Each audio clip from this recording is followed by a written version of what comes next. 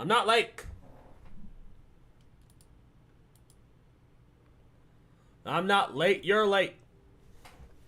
Hello, world and all who inhabit it. Welcome to the stream.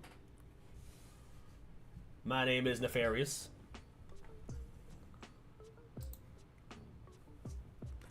Just finishing getting everything set up. Everybody chill out for a minute.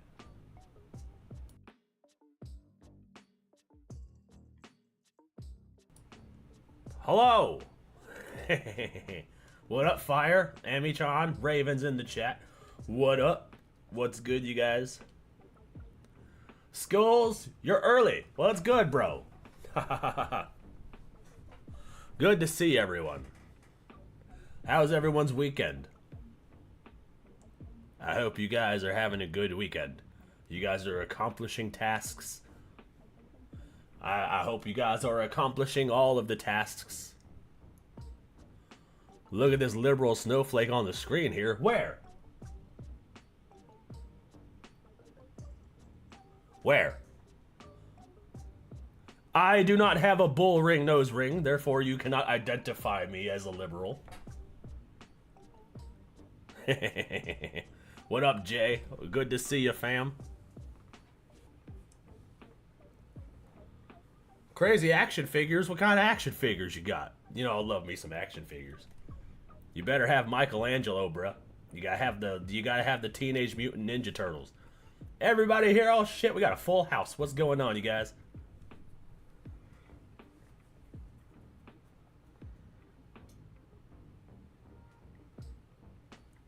What is good? Ace in the chat. What's good, you guys? I have accomplished nothing. Just beat whatever I was sick with yesterday. Well, that's good. I'm happy you got better. Ugh.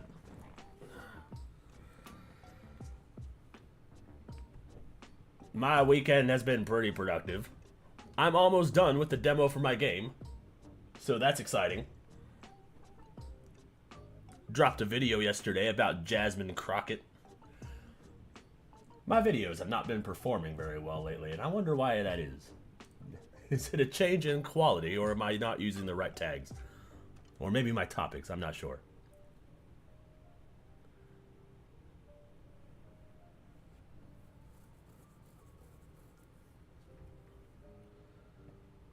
But yeah, welcome to the stream. Welcome to the stream. We got a lot of cool shit. We got a lot of shit going on. Is there any news that you guys heard that I might not have heard yet?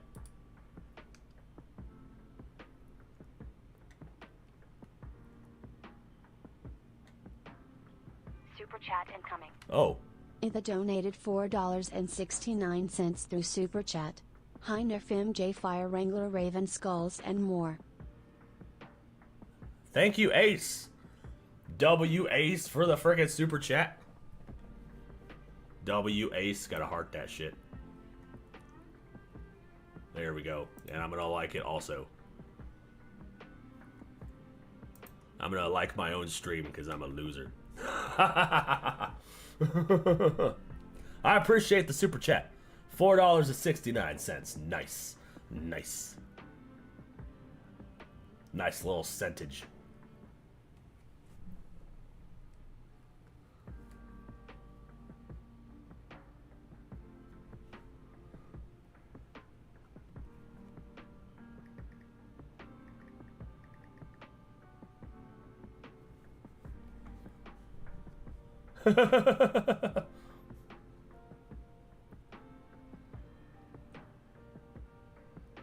Yeah, everyone liked the stream. We're about to get into some YouTube shit. We're about to see what's going on with the world, bro. We gotta catch me up to speed because I'm busy, so I don't have a whole lot of time to watch shit. So I like hanging out with you guys.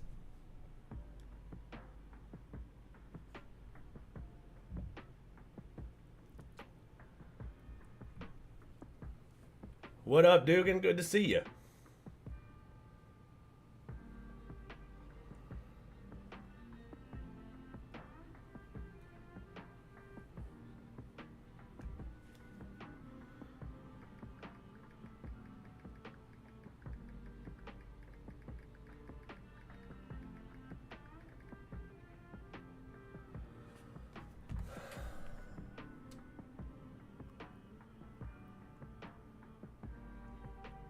All right. Fuck. God damn it, dude.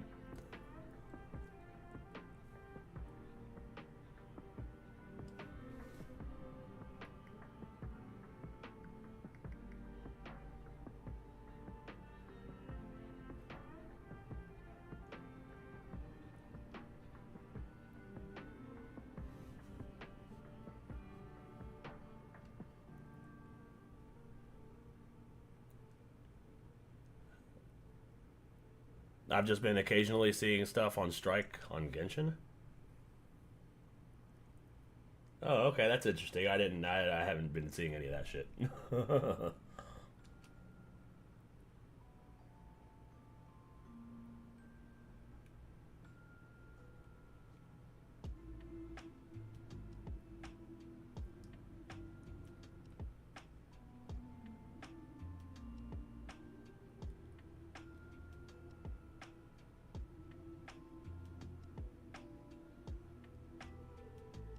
So what's going on with the strike on the Genshin? I'm confused about that. Who's striking Genshin?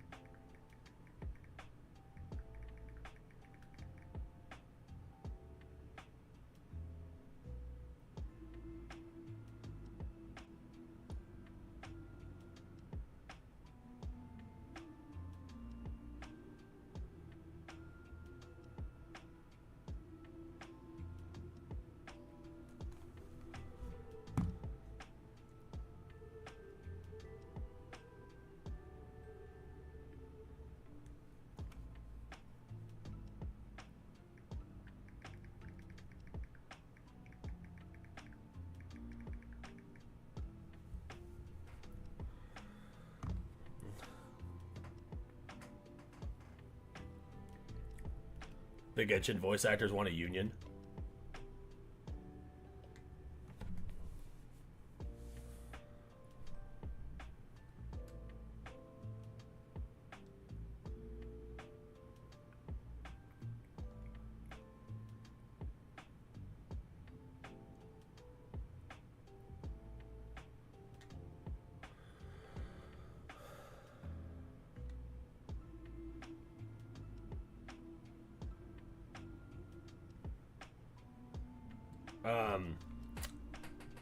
Okay, if I remember right, SAG-AFTRA wanted their union to join the company because of AI protection. Oh, because you can AI the voice actors now? The Genshin's voice acting was okay. It was like mediocre anyways. Like you could replace it with AI and it probably wouldn't even matter. There's not very much emotional demand in that game.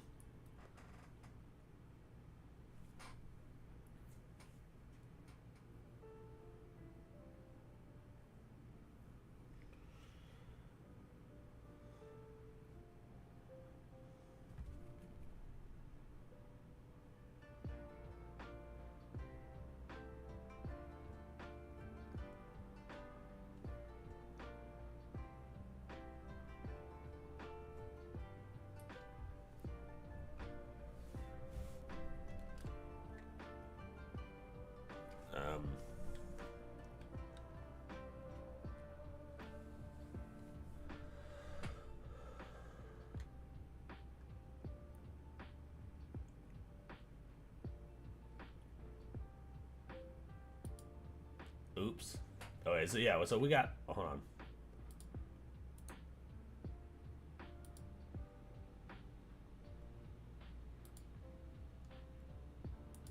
There we go. We got some stuff.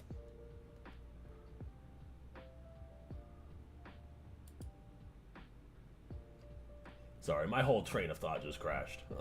Like, I don't know how to pick it back up.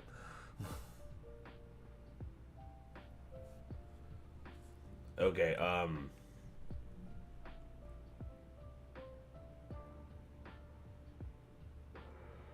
so we got a lot of shit. And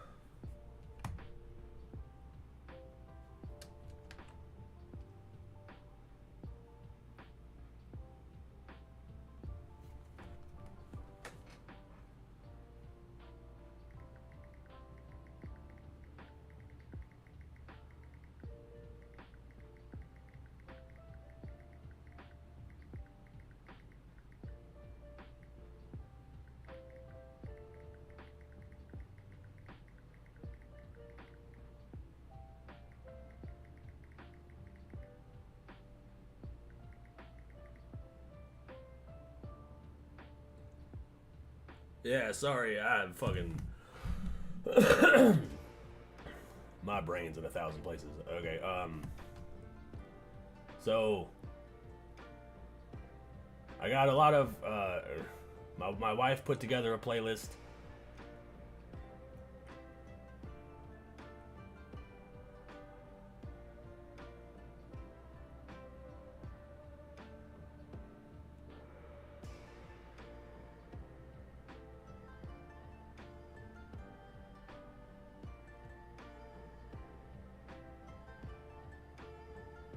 What up, Alien Bros? Good to see you, fam.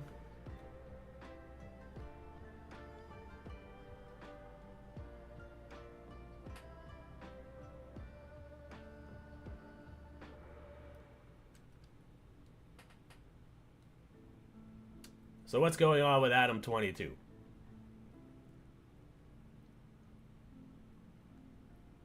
Or should I do a poll first?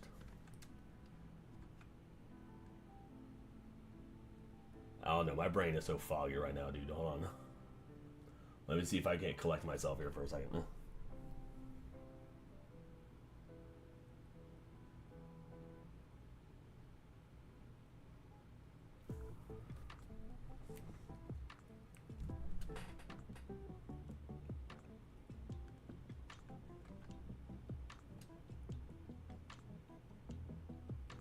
What up, Wild Gamer? Good to see you, fam.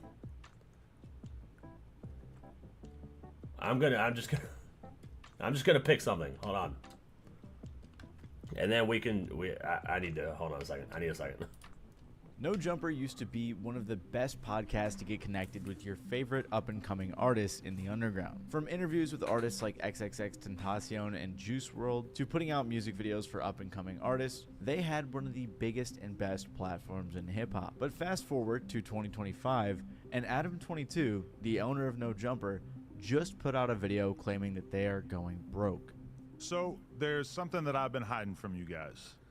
No Jumper is going broke. On April 2nd of 2025, Adam22 posted a video on the No Jumper channel titled No Jumper is Going Broke. He started off by describing how much money he wasted by trying to grow and creating all of these expenses for himself, even though the views were never that great. We expanded too much during COVID at just about the exact moment that our revenue streams all took a hit. We hired a whole bunch of editors and other employees, and we bought a huge office building that cost us almost $4 million, thinking that the growth that we were experiencing during the pandemic was going to continue.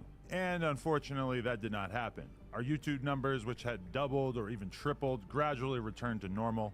Our Snapchat and Facebook numbers, which had exploded during COVID, sometimes even hitting 6 figures a month, shrank by about 80% or more. Our Patreon, which was absolutely killing it for a year or two when we were doing uncensored, aka nude interviews with up-and-coming superstars like Kazumi and Sky Bree, fell off quite a bit with the launch of Plug Talk and a decreased interest in seeing us interview stars. He also wanted to talk about how big of a hit the channel took when all of his hosts were leaving.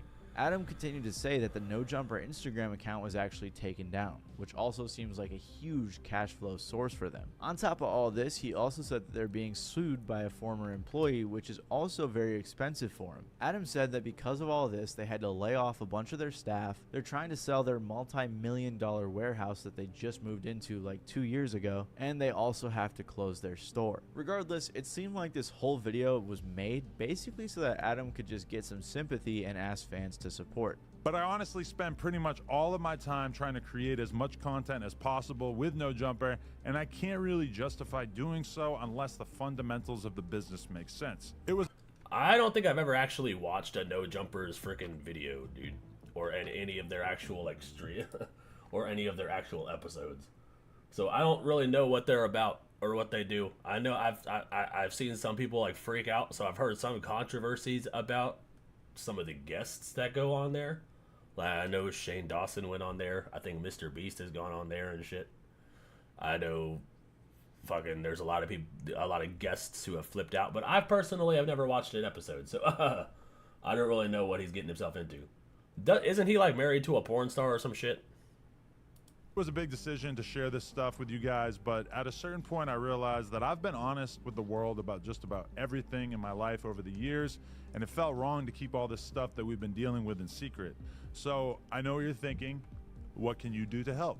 Well, I do have some ideas, which I'll sort into 3 categories here: free, cheap, and generous. And if you guys look at the like to dislike ratio or see what people are commenting, people aren't being too supportive. But you're probably wondering, why do people not feel bad for Adam22 and No Jumper? Why are their finances so bad? Why did they hire all these people and have to lay them off? And you may even be wondering what happened to the original No Jumper style of content. Well, to best understand that, I think it's important to look at No Jumper's origins. Originally, No Jumper began as a YouTube channel / podcast involved in the BMX community. It was created by Adam22, who owned a BMX store and was very involved. He also had some friends that were underground rappers, such as Xavier Wolf. He decided to interview some of his friends, which got some views, so he continued interviewing more and more underground rappers. Quickly, he started getting guests like Black Cray, Gangsta Boo, Puya, Suicide Boys, and many more. And what made his podcast so appealing at the time was it felt really underground. Not only was he talking to underground artists, but the whole DIY setup and great conversations just made it feel like a really good way to connect to your favorite artists.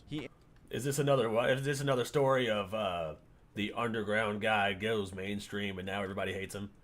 Or he started underground and then he got real big, and now his head's too big and he's like alienating his fan base? Is it another one of these?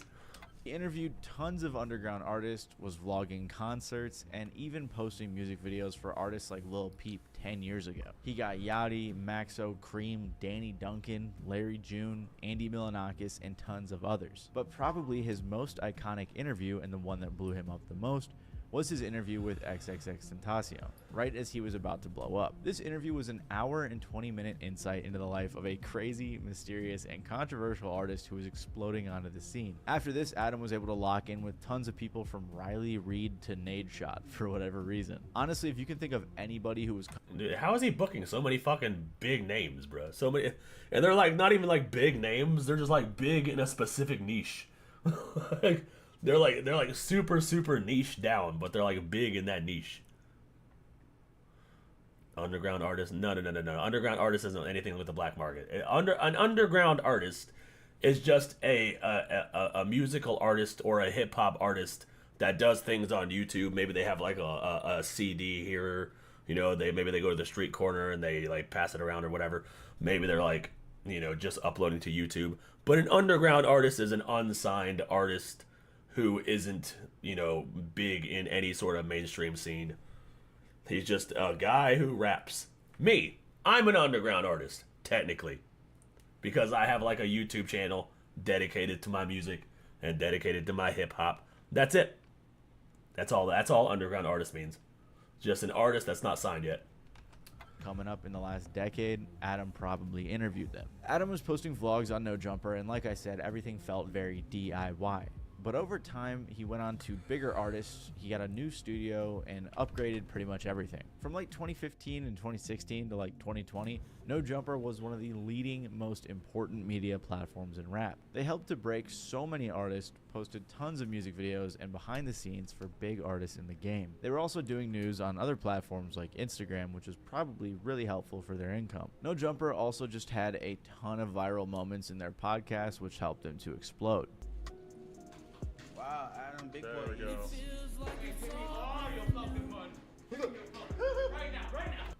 Dude, what the fuck? Was that a real gun? Like, what the hell? You want a dart right now? You want a dart? Shout out to the homie Boonk. Oh, I remember this clip. This is where he was fucking up on pills and shit and like get hammered and then he throws up on set or some shit or passes out. Oh, Timber. And don't worry, by the way, Boonk is doing much better now, so you guys... Where's my popcorn? Hey, there we go.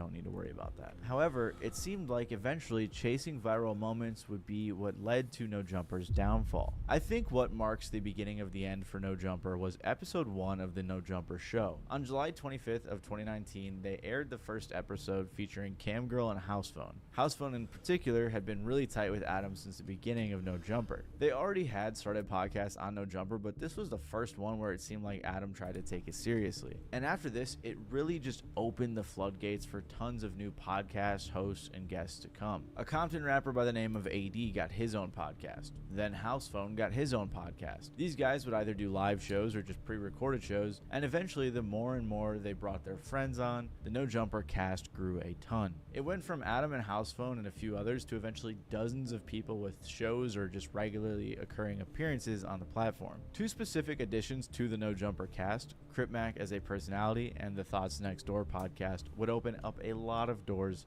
to a lot of problems that No Jumper would eventually face. Regardless though, throughout the 2020s, Adam had tons of people hosting their own shows. Why do all these people look so gross? I'm not the only one that thinks that, right? Am I the only one that thinks all these people look dirty and gross? Or collabing on shows like Lush, Flacco, Brick Baby, T-Rel, AD, Sharp, and plenty of others. They also had the No Jumper Sports podcast, which is funny because the host Kiki got a tattoo of the logo just for it to be canceled after 15 episodes. But you may be noticing something. Are you guys talking about Riley Reid? That bitch is such a fucking skank, dude. Zero respect. Zero respect. She's a fucking whore. A lot of these names are not familiar. Unless you're super deep into rap or this sort of content, it's likely that you are not familiar with a lot of the people that he was trying to bring on and replace himself with. Old fans of the No Jumper channel likely were not really interested in watching tons of random people talk about random things when originally they subscribed for underground rap content or interviews with rappers or Adam talking to rappers or vlogging and things like that. You guys probably don't even know this, but like 2 years ago they even invited me to join them on the news, and that I think that just goes to show they're inviting anybody. Like, why would who wants to watch me on No Jumper, right? Nobody. So I don't understand why they just have so many random people on their show. They even I'll go on No Jumper. I'll go on No Jumper. Fucking just wheel in a TV like your teacher back in the day when they didn't feel like doing anything. Remember back in the day when your teacher was when your teacher was hungover because she was wine drunk the night before, so she wheels in a TV and is like, "Hey, we're gonna watch the Land Before Time." Remember those days? Yeah, just do that. I'll go on No Jumper. Just wheel in a TV. Just plug me in, and then I'll do an interview with Adam22. It had a brief podcast with Long Beach Griffey, who's like a YouTube skit guy, which I just thought that was really random. But regardless, the only way that all of these random hosts were going viral was with controversial moments. Like when his co-host Almighty... I'm just kidding. That's not the scene for me. I'm a VTuber. Adam22's audience don't like VTubers, bro. You know how fucking many people hate VTubers just for being VTubers, bro? That will fucking... The skater underground rap scene's not really where a VTuber would be.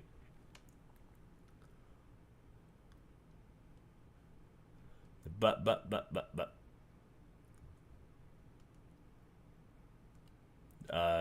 You don't know Riley Reid? Yeah, probably for the best. Yeah, he tried the Matt Pat shit. He stopped being on camera.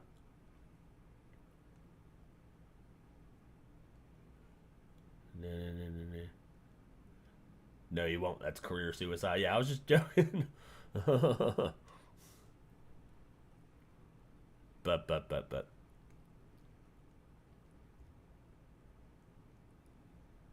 The suspect got into a fight with one of their guests. Bro, out of here. Fucking Ben Franklin knows who I am. Out of here. He knows who the fuck I am. I'm getting money every day. I said Ben Franklin knows who the fuck I am. Who you calling a bitch though? See? Why everybody looks so fucking dirty?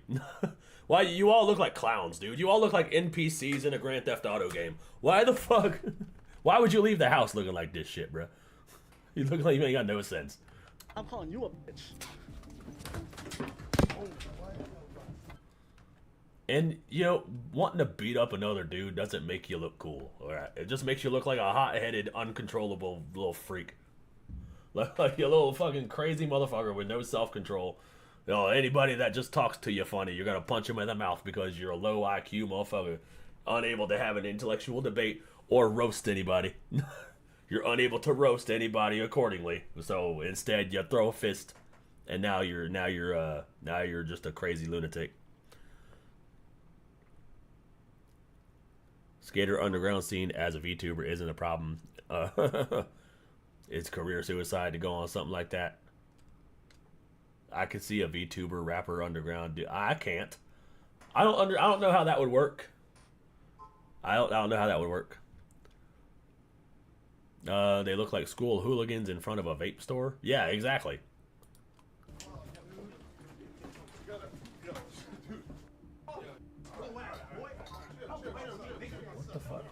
Fights like this and intense arguments between host, co-host, and guests over time became a common occurrence on the No Jumper platform. How did you and Kevo get into it to begin with?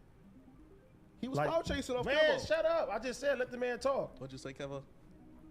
Bro, suck my dick, bro. That's a, Hey, stop bro. playing before I smack you. Do it. See, what the fuck?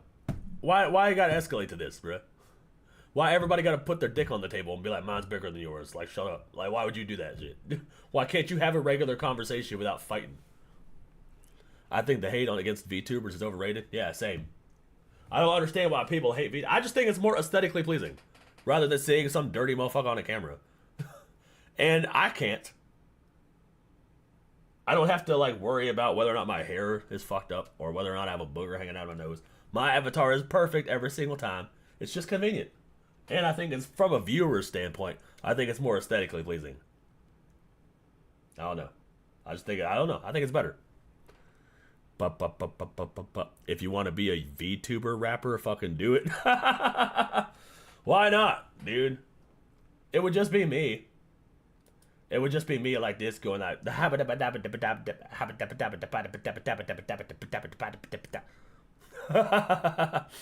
That's not intimidating. That's not gangsta. Can't be gangster just bobbing my head around like this, bro.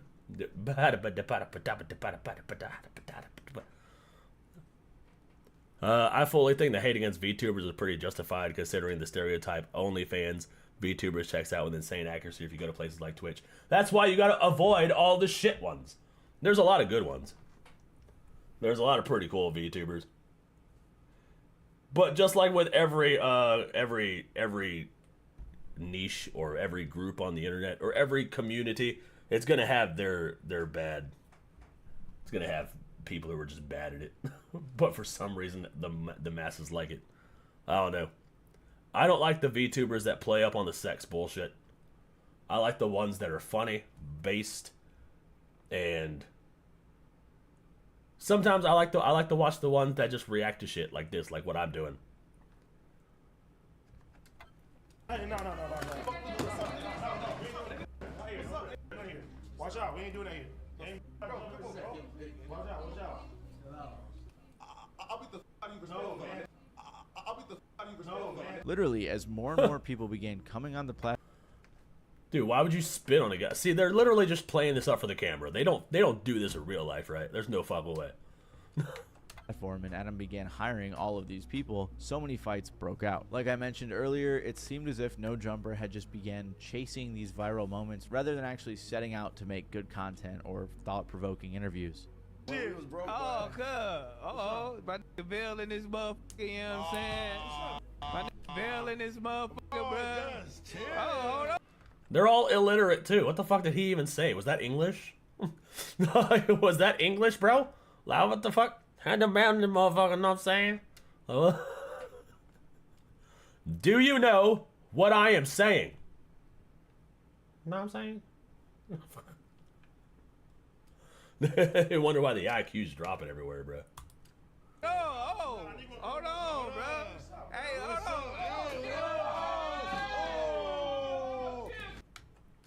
Just rap about homosexuals and Vicodin? Ha ha ha ha ha ha! I'll be the VTuber Slim Shady. I'm gonna cut my VTuber's hair. I'm gonna cut my VTuber's hair and dye it blonde. Bleach it blonde and start rapping about my mama. No, I'm not gonna do that. My mama's an angel. I take it back.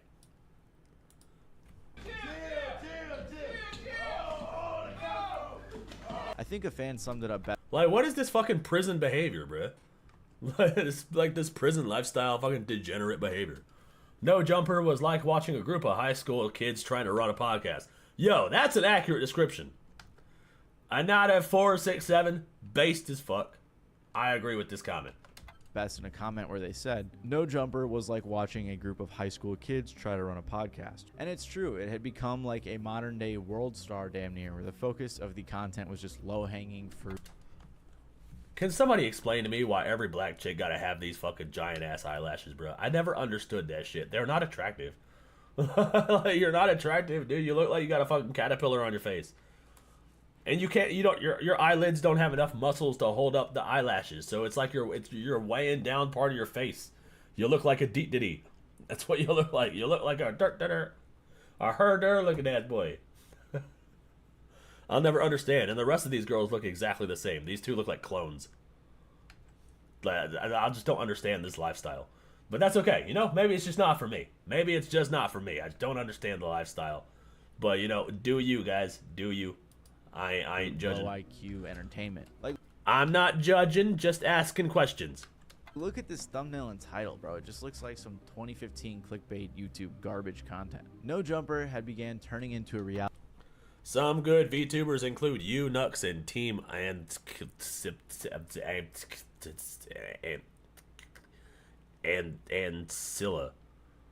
And Cilia.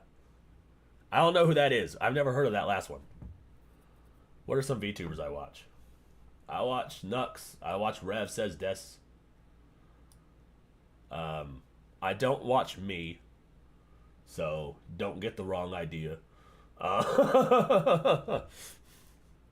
Who else do I watch? I watch Smugalana.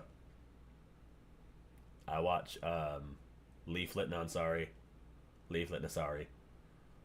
I watch Neurosama because the whole concept of Neurosama just blows my mind, bro. I'm just like, it just blows my mind. I can't not watch Neurosama every time she pops up on my recommended, because I'm just like, there's no way this is an algorithm doing this. An algorithm VTuber.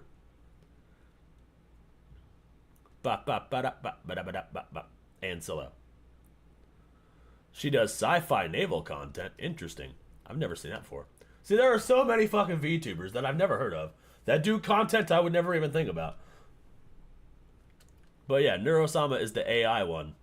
She was developed by Vedal, who was apparently a self-taught programmer who accidentally developed this insanely smart AI that's capable of so many fucking things, and it just blows my mind, bro. I can't help but be impressed. I fucking love it. Reality TV show, and fans were not happy. Even Adam would eventually admit that it probably wasn't the best idea to chase virality all of the time on the podcast. Those viral moments, for the most part, were kind of like destructive to... Stop supporting AI. I can't. I love AI. It's the future. Like, I'm sorry.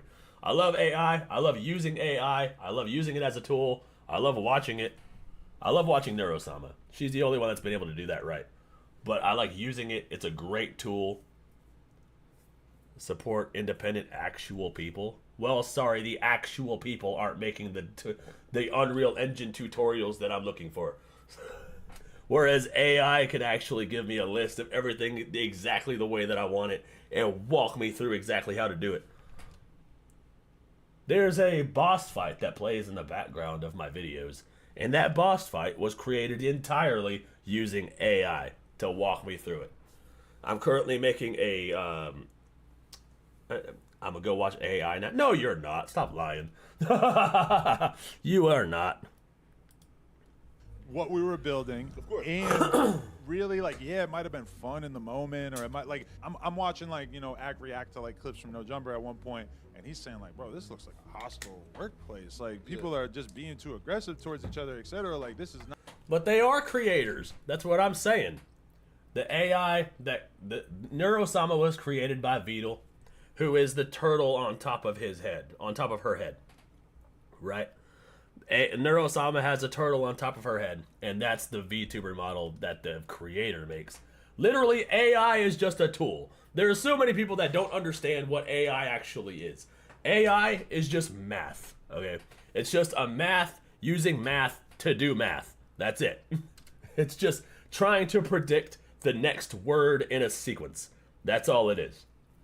So it's a tool that you use to make your life easier in certain tasks. If I wanted to, I could write a Python code that will take my live streams and edit it down into clips. And I can take my clips that I've already edited myself and use that to train the AI to edit the clips exactly how I want it, exactly the way that I want it. And then I don't even have to hire an editor, and it works for small channels like me who can't afford to hire an editor to actually do shit. A tool is fine, a whole channel, nah, it's not a whole channel. I mean, she has her channel, but her channel belongs to Vedal. Then Vedal is the AI. Vedal is the creator. Vedal is the turtle on his head. Vedal is the turtle on Neurosama's head. It's his channel. It's his AI. He's always there. She's just a personality, a software code that happens to be incredibly impressive. I'm okay with AI, but it should not be making full-length movies or something like that. AI is not capable of making full-length movies. All right, let's be perfectly clear, okay? You're not going to be able to... It's not going to make a movie. It's not going to make a good movie. Because AI doesn't... Okay, so I watched a whole fucking video detailing exactly what AI is able to do, right? I know exactly what AI is. I know what it's capable of. I know what it's used for. And it's not what everybody thinks it is. It's very, very stupid. AI is very stupid. AI doesn't know anything about anything that it's trying to do. All it knows is that you gave it a task, and now it has to just kind of figure it out. It'd be like if you were giving somebody who was a clean slate, just somebody that told them to make this thing, they're just going to fucking put whatever they want together. Like, AI is incredibly complicated. It's not intelligent. It's not self-learning. It's not harnessing any sort of demonic energy that's going to come and turn the whole world into Terminator 3. It's not anything like that. It's just math, using math to do math, and to figure out the next word in a sequence. That's all it is.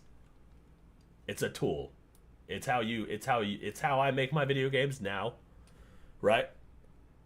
And if I wanted to, I could use AI to create an AI. Like, I could use AI to create an algorithm to do basically whatever I want. And it has been making my life exceptionally easier. There are things that would have taken me months to do in my game that I'm doing in hours. Like, it has increased productivity like tenfold. I am super happy with what I'm able to accomplish with the help of AI. It's just it's just the possibilities are infinite. No, and I'm kind of watching it like... So AI is just throwing shit at the wall and hoping it sticks? Yes, exactly. That's exactly what it's doing. It's trying to use... It is trying to figure out the next word in a sentence. Super chat incoming. Wrangler donated $4.20 through Super Chat. W. Wrangler. Well, thank you, Wrangler. I appreciate it. But yeah, AI is just trying to figure out the next word in the sequence, and it's looping that code over and over and over again. Like, it actually doesn't take a lot of code to create an AI. It's actually pretty simple to do it. Like, but yeah, it's not what everybody thinks it is. It's not this like super powerful, all-knowing being that's going to destroy the planet. It's just a tool. Yeah. But it wasn't just like a because toaster. Of the controversy, the fights, and the randoms that were always hosting No Jumper that caused it to fail. In part, it was the fact that none of them could seem to get along. The many hosts on this platform began to beef with one another, and a lot of that was fueled by the No Jumper subreddit. Believe it or not, it was actually really obvious to fans that a lot of the people at No Jumper were actually reading the subreddit. They were making burners and constantly responding to and arguing with fans. But then the No Jumper host realized something. There was a lot of negative posts about the No Jumper host, except for Adam and his wife, Lena. Adam was a mod of the No Jumper subreddit, and he was actively removing anything negative about him and his wife, but leaving up tons of negative stuff about his co-host. Yeah, you can't be doing that. Like, if you see negative shit, just ignore it. That's all you can do. That's all you gotta do. If you obsess over negative shit, then that just becomes what you do now, and then it's just gonna take a toll on your mental well-being. Not good to obsess over negative comments. Just fucking ignore them.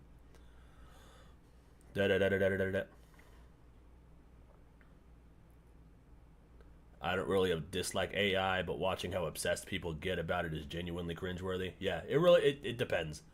It depends on what you're talking about, because now if you're talking about AI video or people making these AI skits and intros in their fucking skits like they fucking do, that shit pisses me off, because that shit does get kind of cringe. Like there are some, like when I'll be watching Benny Johnson, and sometimes he'll have like a minute-long AI generated clip in the beginning, and I have to skip through it because it just pisses me off. I'm like, this is so cringe. Why would you do that? But then if you're talking about actually like creating an algorithm that can possess a VTuber model, and then that VTuber model can challenge an actual human in a game of GeoGuessr and win, now you're talking about some shit that's just impressive. Like, that's just I'm sorry. I'm sorry. It's impressive. I use AI for video ideas. It makes me take longer because I have to fact check every case it gives me. Yeah. I use AI for like video SEO optimization and shit. It's become incredibly helpful.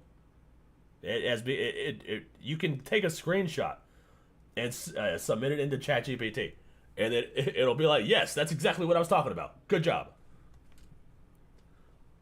So yeah, I use it for SEO optimization sometimes. I'll use it when I'm asking for like backgrounds on people. Like when I was doing the whole thing about Jasmine Crockett, I was asking for a background, and then that gave me sources and shit. So I just clicked the sources and then double checked and verified all that shit. It's been pretty efficient. Also, AI costs a lot of energy, and we literally use it for Peter Griffin voiceovers. That's true. Yeah, it's a very powerful thing that people are using very stupidly. Like how the internet is super powerful, and we use it for cat videos. I use AI to help me put concepts for my book into full chapters. Yeah, see? There are many different uses. I think I missed something because all I was saying was support creators, not AI channels. Yeah, if you're talking about like art, you know what I mean? Because AI art just kind of scours the internet for pixels that it thinks you would like and just shoves them together into something.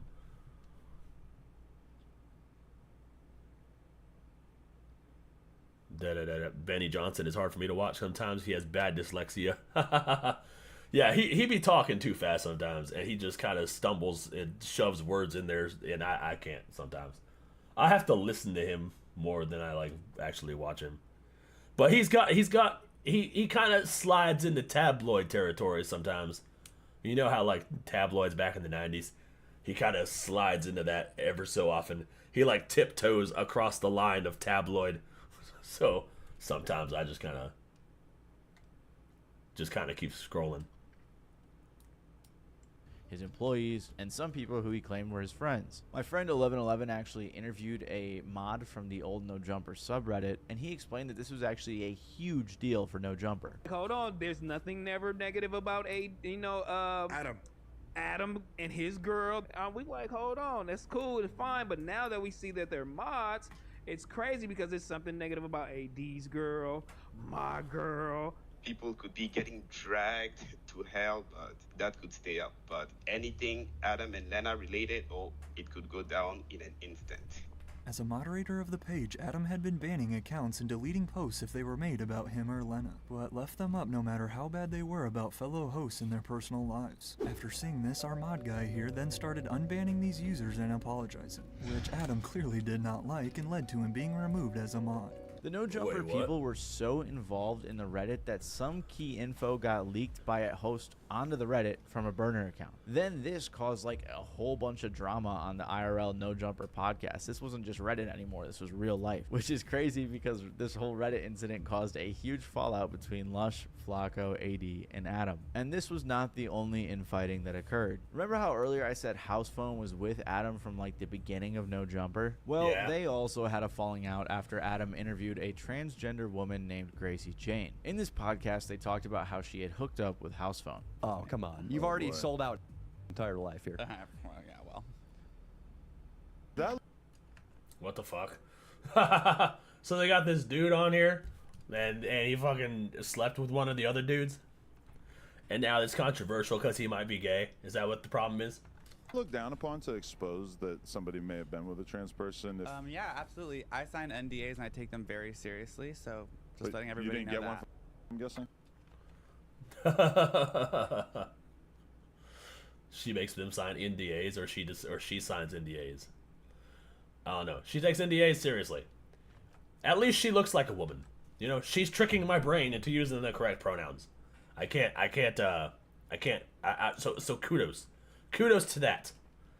If I try to call you a man, I can't do it. So well done. You have successfully fooled my brain. Ha! Gay! But.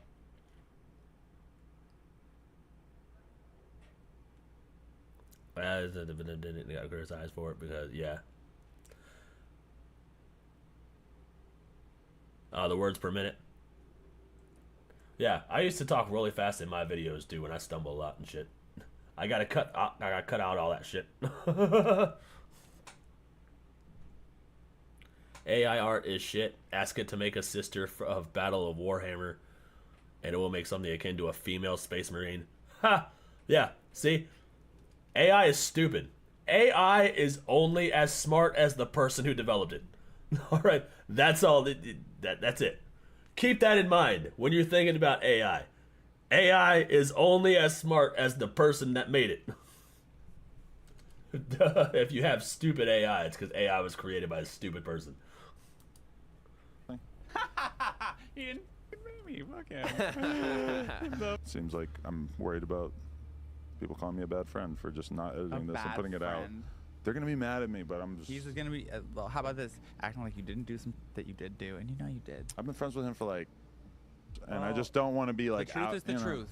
Apparently, Housephone and Adam had talked about it before it went live, and he asked Adam to cut that part. But then Adam claimed that he told his editor to censor everything about Housephone. He did show the text, and he did show the part where he said, "Who would name themselves Housephone?"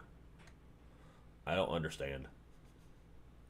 Some people have weird names, weird aliases that they give themselves. Have you seen ChatGPT play chess? I have not, but it looks like it might be interesting. Yeah, I know. Fucking ChatGPT is fucking capable of that a lot. AI that can look at your screen and friggin' calculate moves and shit. It's wild to me. Said that he would just wanted it cut, and the editor accidentally left it in. And fans very quickly pieced together who Adam was talking about in this interview. Fans were extremely upset with Adam, commenting things like, "Adam's not a bad friend. He's not a friend at all. He doesn't respect any of his employees. He's just scared of half of them." Another said, "The fact this interview is still up speaks volumes." Eventually, Housephone confronted Adam on the podcast, and things got... It sucks at it? Yeah, probably. Because it can't really strategize like that. Like, AI is just making random moves based on what the information that it's given. That's really it. You can load it with a bunch of rules, but you can't really load it with a particular rebounding strategy, at least not yet. So I'm not surprised that it sucks at it. Now if the AI was developed by a chess master, that would be a different story. You might have a supercomputer that can play chess at that point. Got very serious. You're talking about, yeah, he's been going through the mom shit. He's been going through the health. You talking about the person that fucking raised me, that birthed me, my best friend that died? Oh, just he's been going through the mom shit. But are you actually acting like I have some kind of disrespect for your mom when You're disrespectful as I paid for the fucking First of all, funeral as soon as it happened just because. Oh, dude, see what? They can't have even the slightest fucking disagreement without somebody picking something up and throwing it. Like, what the fuck? This is some low IQ knuckle dragger shit. Like,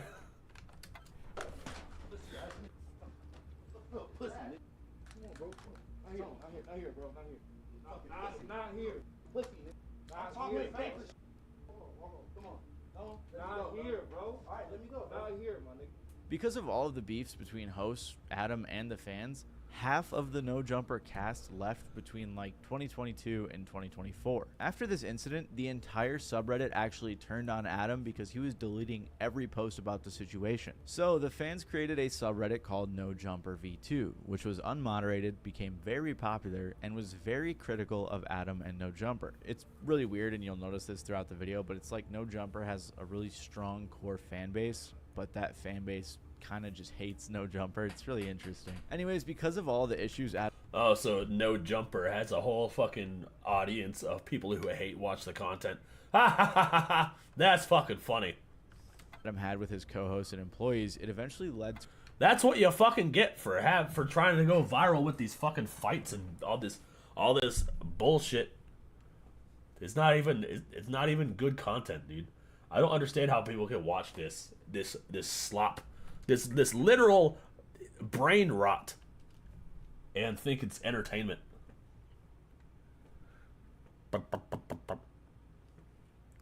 I have seen it play tic-tac-toe, and that was pretty stupid. Yeah, it's still learning, 100%. This was supposed to be an underground rapper rap. Yeah, exactly, right? These guys don't even look like they rap like that. They look like they mumble rap, or they look like they write trap music. And that shit is also brain rot. What up, Black Anime Loverman? Although Doug's new Napoleon AI is a true chess master. Doug is the motherfucker that's been wanting me to learn about AI. Because he can just develop one in like a few hours. And it's just... it'll read his Twitch chat and summarize it, and I'm just like, I'm impressed.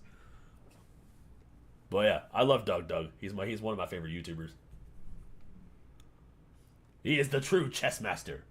To him getting called out and exposed multiple times for some pretty controversial things. I'm not going to go too deep into this because this could be like a whole hour-long video in and of itself, but basically Adam was allegedly involved in some weird things that were dug up on the internet that involved minors. An old blog post of his was dug up where... Of course, dude.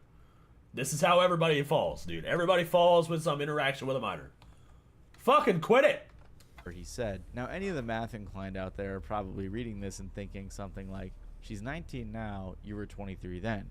How old was she then? Well, she was 16. But come on, man, look at her. She's 18 or 19 in most of the pics here, but she didn't look much different at all then. If statutory rape is wrong...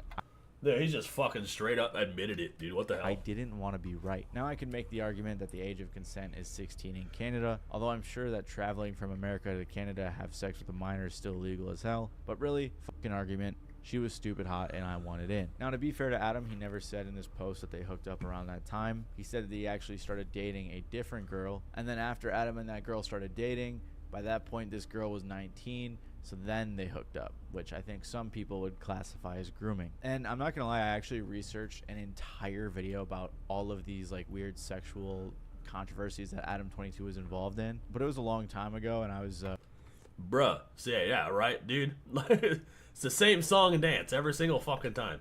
Just coming off a cease and desist, so I was kind of scared to post this one, to be honest. So I never did, but I have a ton of research on all of this stuff. And there was a bunch more weird things that he got caught up in. Like on a super old forum from 2006, when after being asked the age range of girls he's been with, he said, I don't think I've done it.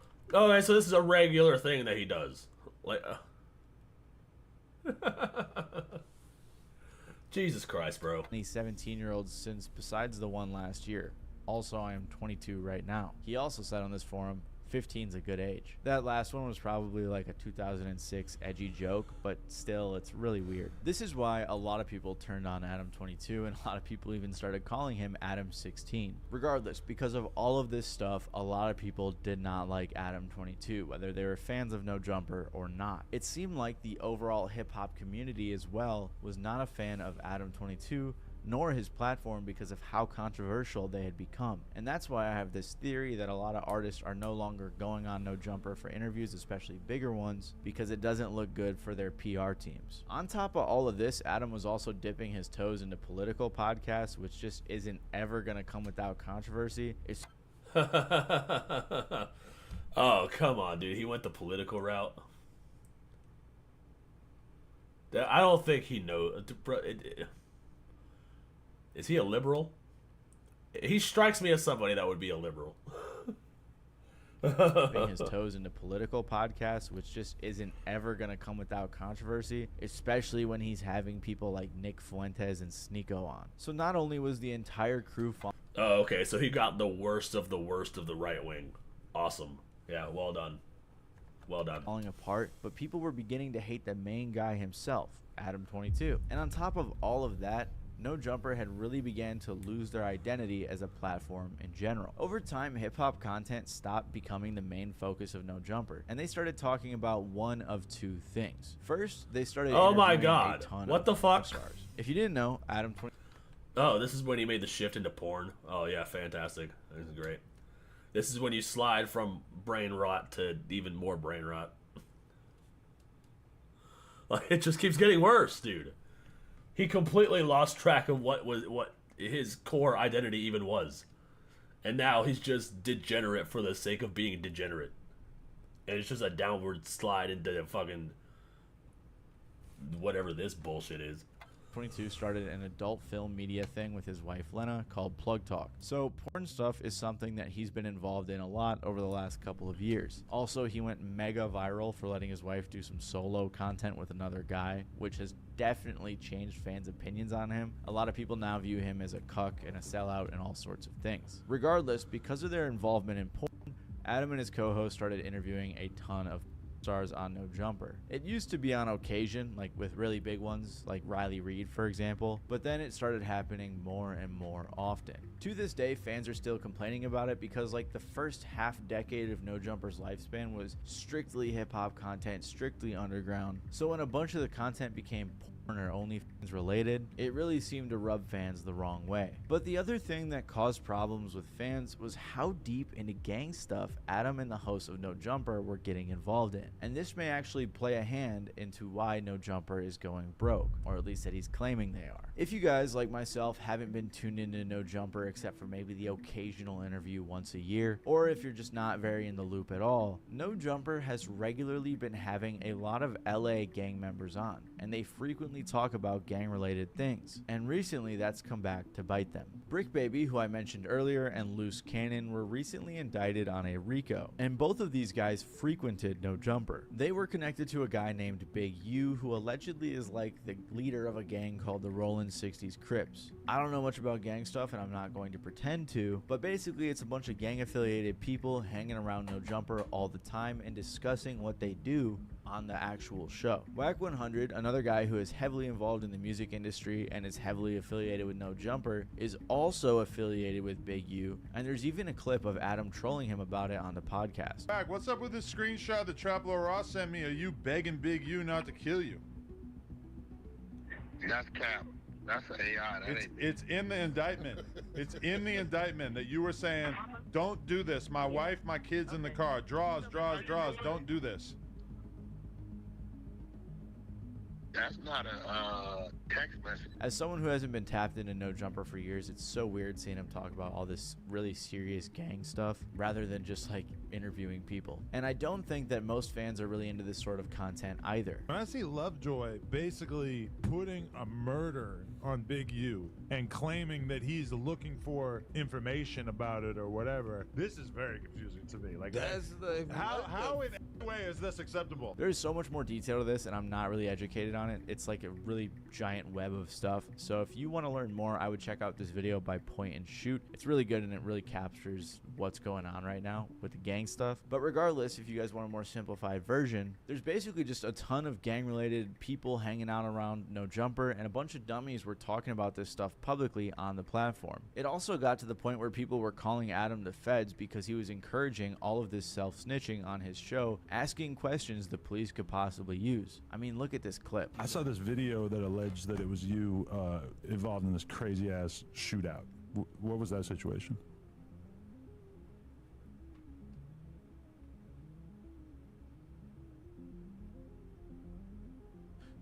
Maybe it might not have been you. I'm not 100% sure. Yeah, I don't think it was me. Okay, but that wasn't related to any of the cases that you caught.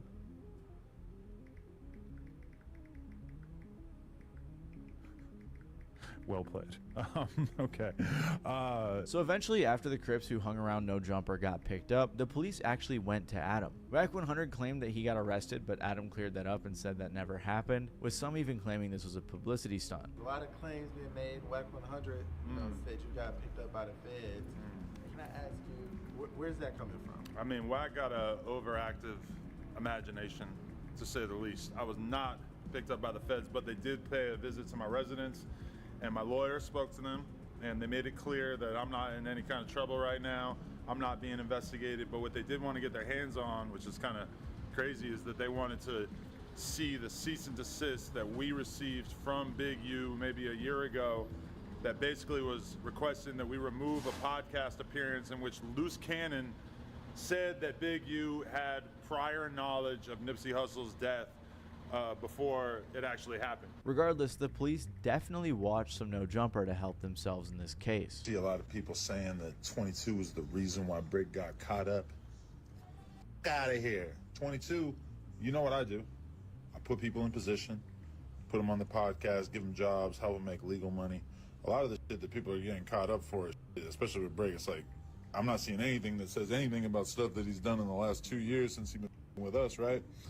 So, you know, end of the day, I do employ people from the streets, and I guess, you know, people from the streets sometimes get caught up in federal RICO indictments, whatever the this shit is. But lots of fans still blame Adam. The reason I bring all of this up is because it got so hectic, and I can't imagine being a fan of... Oh, what up, Rayla? Good to see you.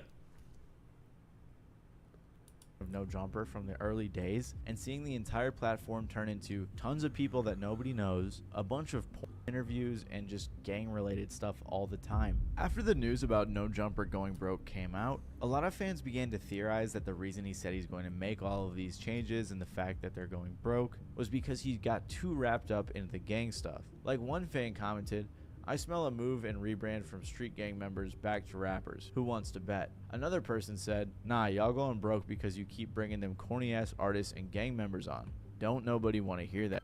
That's a good point. Nobody wants to hear that shit. It's fucking weird, dude. It's fucking weird.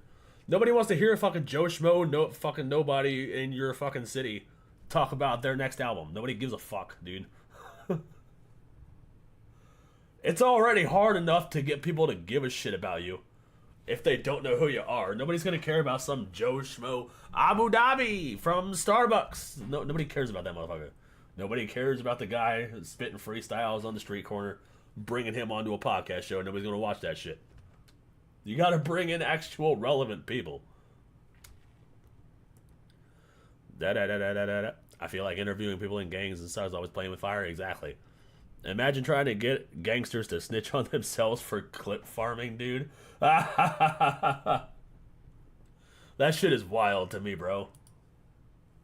Which I think really amplifies the public sentiment. Regardless, after everything that's gone down the past... You're just going to end up with a bullet in your head for that. ...past like 5 years, I don't think most fans feel too bad for Adam. 2 years before this even happened, a fan said on Reddit, "The collapse of No Jumper needs to be studied in business schools as a case study on how poor leadership can cause a company to collapse. Every decision made by Adam literally is the opposite of what he should have done. From not drawing up proper contracts with staff, him literally being missing from the office half the time, leaving Josh to handle staff, exposing your friend and longtime employee, to publicly embarrassing and firing an employee on air, the list is long of all the terrible management decisions made by No Jumper and Adam specifically. Another fan on Reddit said this: No Jumper has become a cesspool of sensationalism and superficiality. What started as a platform for underground culture has devolved into a parade of clout chasing and cringeworthy interviews. The hosts seem more interested in creating drama and viral moments than in delivering.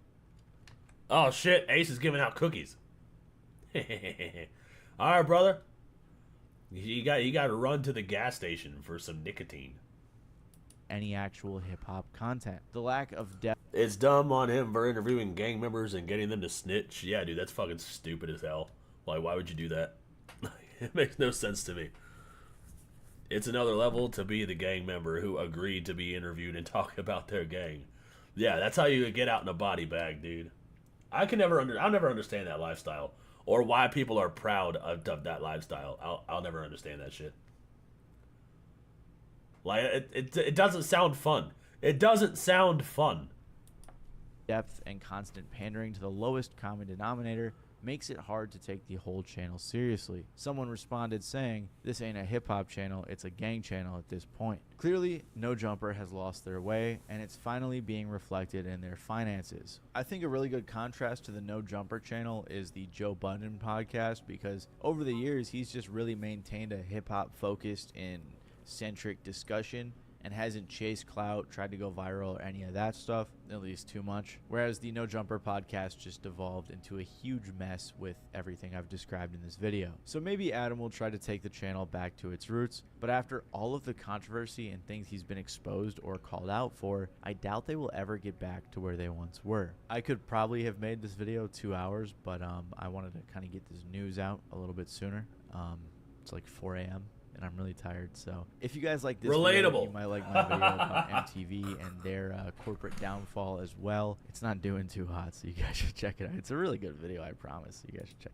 How MTV ruined their platform. Ha!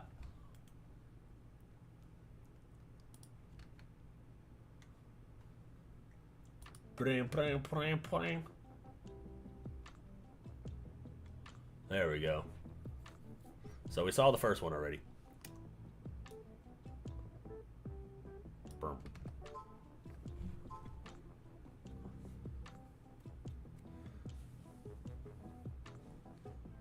Alright, hold on a second.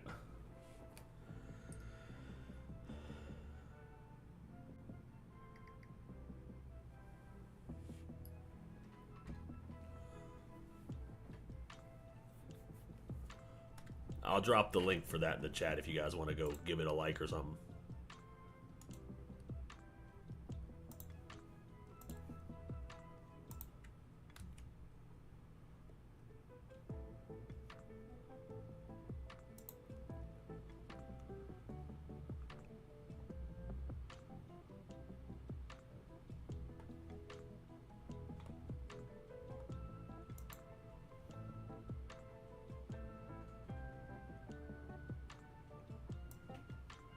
Oh, there we go.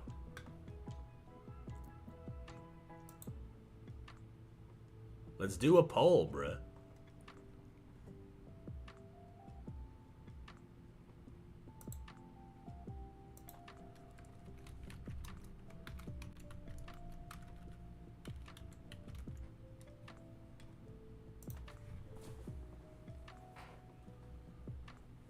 How old am I? Who's asking?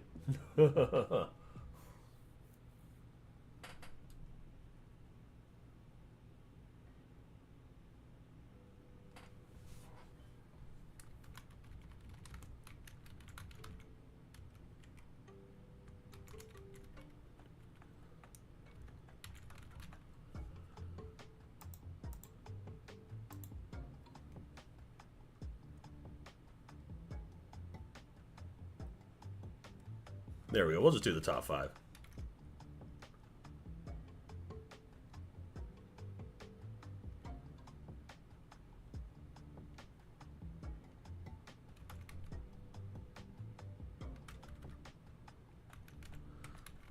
I cannot spell Asmongold's name for the fucking life of me, dude.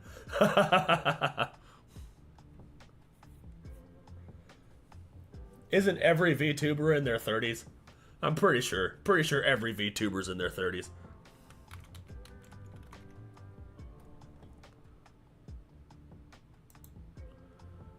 There you go. There's your poll. It's the top four videos here. So we got Liberal Hive Mind. The View made a huge mistake inviting this guy. Oh shit, what's going on with this guy? Then we got this 4-minute video from Decoy Voice talking about ICE raids immigration protests. Then Bill Maher met Donald Trump. Asmongold's talking about that one. And then Nux, this most viral debate on the internet right now from 8 hours ago. There are your options. All good options.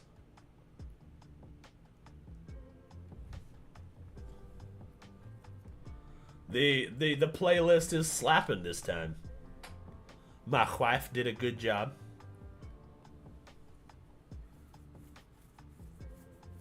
My wife is better than AI. She's better than machine learning algorithms. She's chat learning human rhythm. Humorism.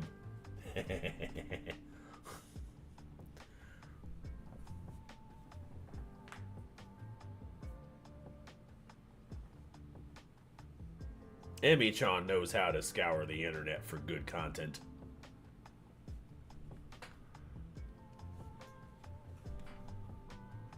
Watch everything be a 50%. Oh, Asmongold's winning. Oh, how about that? That's what's up, bro.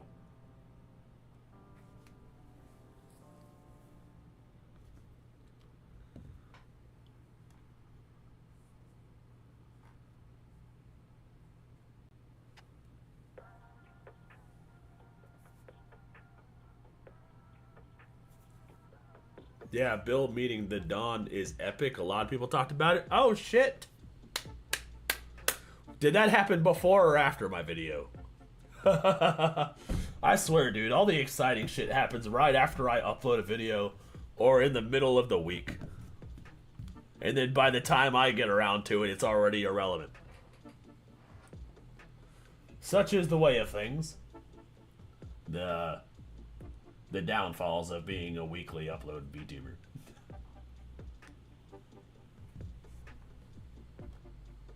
Oh shit. Asmongold and Nux have tied.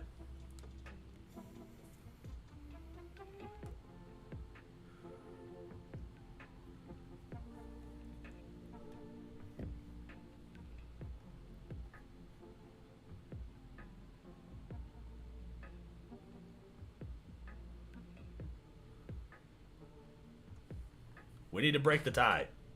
Somebody break the tie. Idea.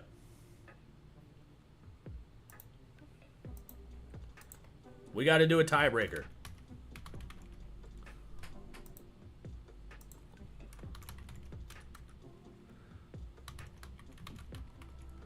We got tire breaker. We got to do a tire breaker.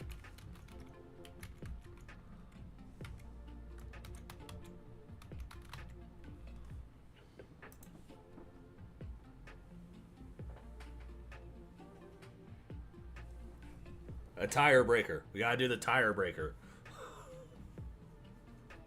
Because I fat finger buttons.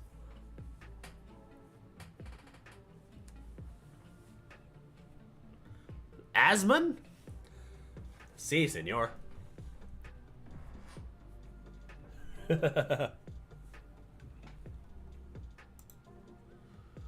How'd this get more votes than the last one?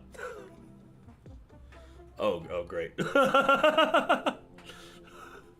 Damn it. Well, see, now we're at I think chat's trolling me. Are you guys trolling me? I swear you guys are trolling me.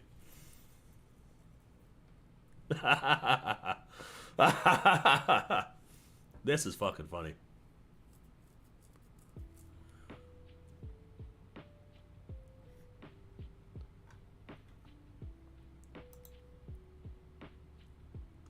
You guys are hilarious. You guys are fucking funny. You guys are fucking funny. We're watching Asmon. Let's watch it. Let's watch Asmon. Met Donald. He met Donald, and they had a conversation. And now for what I know you've all been waiting for. I'd like to give you my book report on my visit to the White House. Oh boy. Oh boy. Oh boy. Bill Maher got invited by Kid Rock to go to the White House. I think that's fucking hilarious.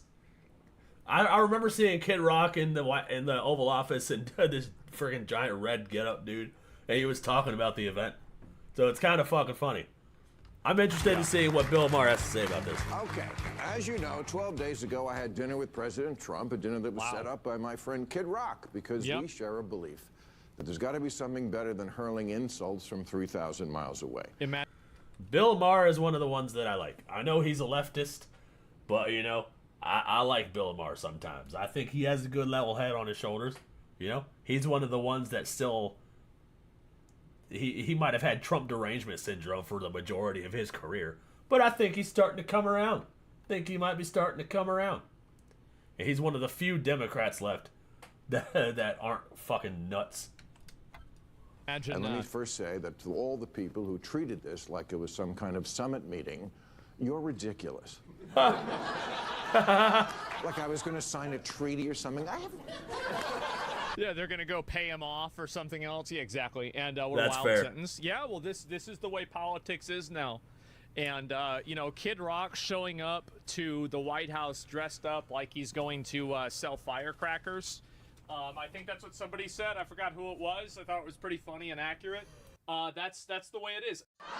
I have no power. I'm a fucking comedian, and he's the most powerful leader in the world. Big I'm not surprise. the leader of anything, except maybe a contingent of centrist-minded people who think there's got to be a better way of running this country than hating each other every minute. I think I like the fact that Bill Maher went over there as opposed to like some actual corporate delegate of the Democratic Party.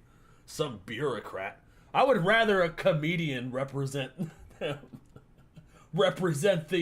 joke of the Democrat Party that they are. You know, Bill Maher is as good of a representative as any.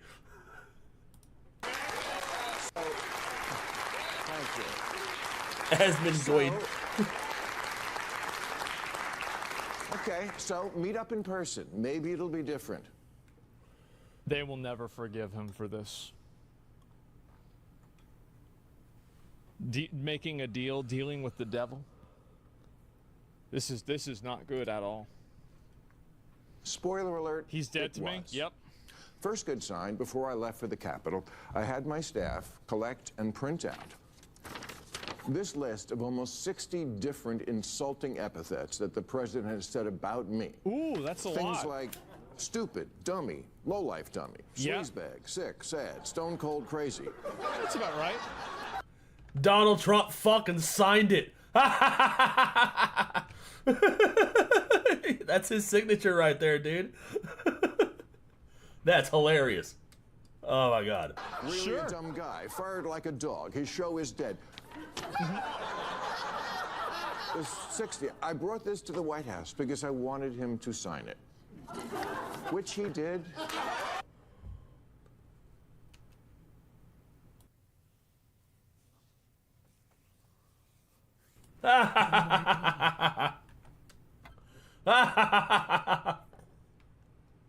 Let's fucking go, dude. That's what I would do.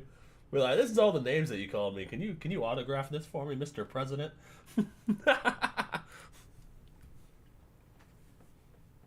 Oh my fucking god. Okay, great. The content president. Wow. This is why the internet loves Donald Trump so much. This is why he won in a landslide, bro. He's the meme president. If anybody understands internet culture, it's this guy. Literally, dude, he knows how to go viral, dude. He just does. I don't understand. I wish I had the fucking I wish I had the virality of the fucking president, dude. That's fucking wild. Amazing. Which he did with good humor. And I know as I say that, millions of liberal sphincters just tightened. Oh, yeah. Oh, my God, Bill, are you going to say something nice about him? What I'm going to do is report exactly what happened. You decide what you think about it. And if that's not enough pure Trump hate for you, I don't give a fuck. Let's go. Yes. We don't give a fuck. The fucks have left the building, sir.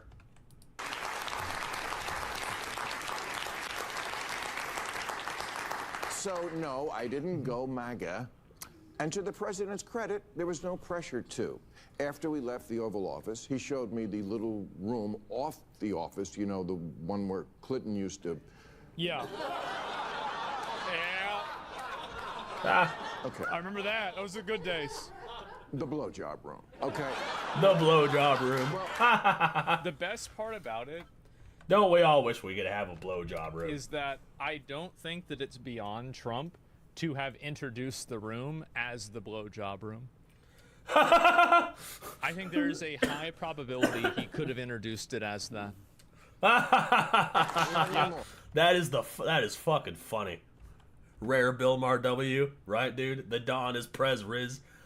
From Donald Trump's perspective, is he said that it was a good dinner, and it seemed like Bill Maher left liking him. Or was that Kid Rock that said that? I think Kid Rock said that. Bill Maher left in good spirits. That's where yeah, you've got the Oval Office and you've got the Oral Office. God damn it. I laughed so hard my headphones fell off my head, dude.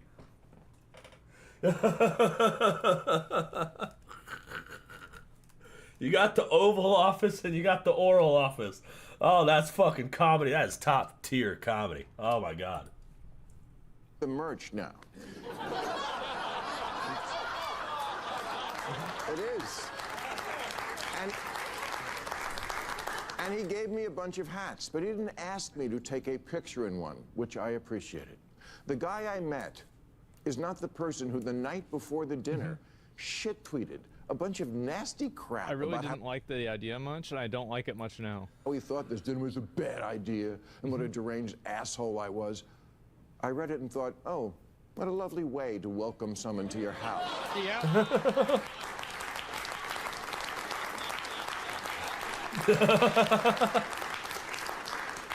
But when I got there, that guy wasn't living there. Now, does Trump want respect? Of course. Who doesn't? Yeah, sure. My friend said to me, what are you going to wear to the White House? I said, I don't know, but I'm not going to dress like Zelensky, I'll tell you that. Dude, fucking Zelensky looks like he gives no fucks, dude. He does not carry himself like a world leader. Wear a suit. You are in the fucking, you are in the White House. You are in the fucking most powerful house in the fucking land, dude. What the hell? Dress with some, show some I respect. still can't believe it's so fucking funny. Let me see if I can find it. Bro, that Kid Rock went to the White House. Oh, yeah. Asman just shoved my foot in my mouth, bro. I was literally like, wear a suit. And then Kid Rock go. But, you know, Kid Rock's not a world leader. Zelensky rules a nation. Kid Rock is just a rock star, bro. Bro, this isn't AI. This is not AI, boys. Like, this happened. He's dripped out? Yeah, and honestly, it's fucking funny. America. Okay. Just for starters, he laughs. I'd never seen him laugh in public, but he does, including at himself. And it's not fake. Yeah. Believe me, as a comedian of 40 years, I know a fake laugh when I hear it. The side eye, dude. He looked directly at somebody. Thank Good you one.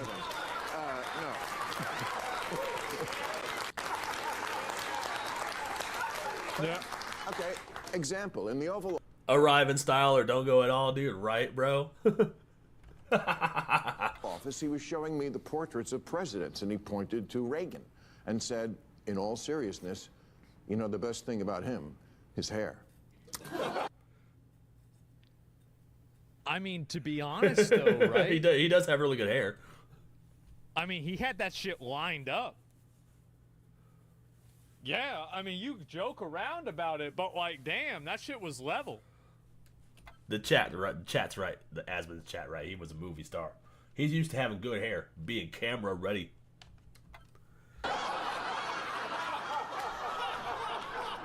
I said, well, there was also that whole bringing down communism thing. Oh, yeah. Waiting for the button next to the Diet Coke button to get pushed and I go through the trap door.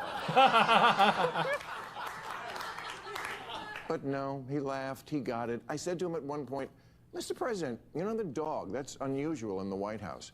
He said, well, a lot of the presidents, they had a dog for political reasons. I said, no, people love dogs, that's what that is. Oh yeah, okay, that's true. Okay,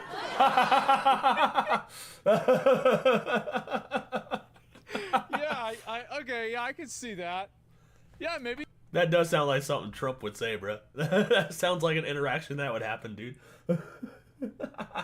They do just like dogs. Oh yeah, I guess. Maybe. Yeah, I guess people do. Yeah, I guess that's true. I can hear it now. Yes. I'm telling you what happened.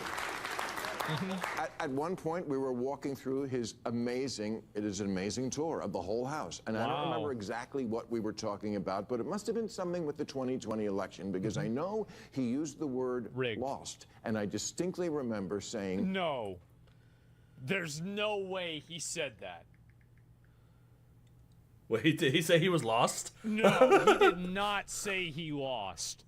Wow, I never thought I'd hear you say that. He didn't get Oh, mad? wait. Oh, wait. He say he lost the 2020 election. He actually admitted to losing. He's much more self-aware than he lets on in public. Look, I get it. It doesn't... Dude, this is wild to me. Hearing Bill Maher say this is wild to me. matter who he is at a private dinner with a comedian. It matters who he is. Oh my God, there it is. I guess...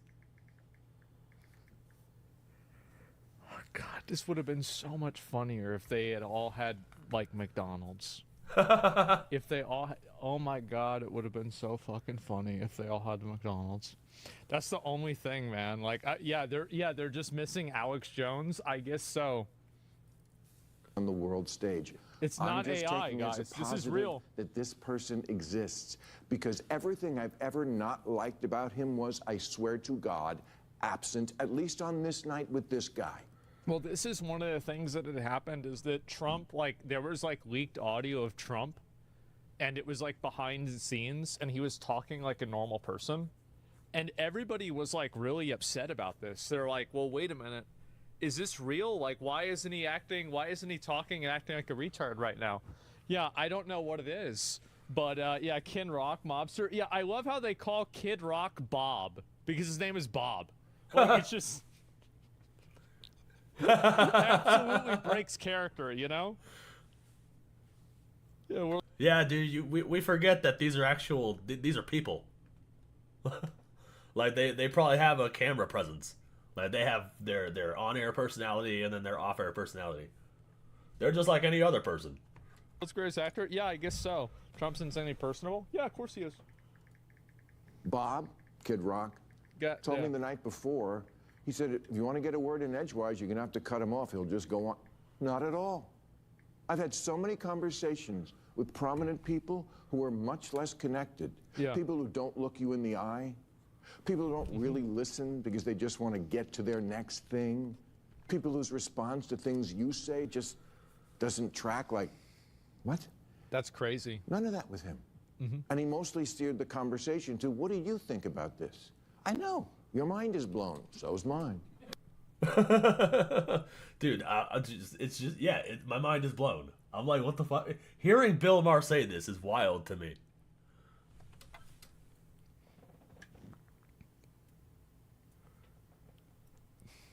Bill Maher doesn't know it, but Bill Maher might have just dictated 2 international policies. Yep.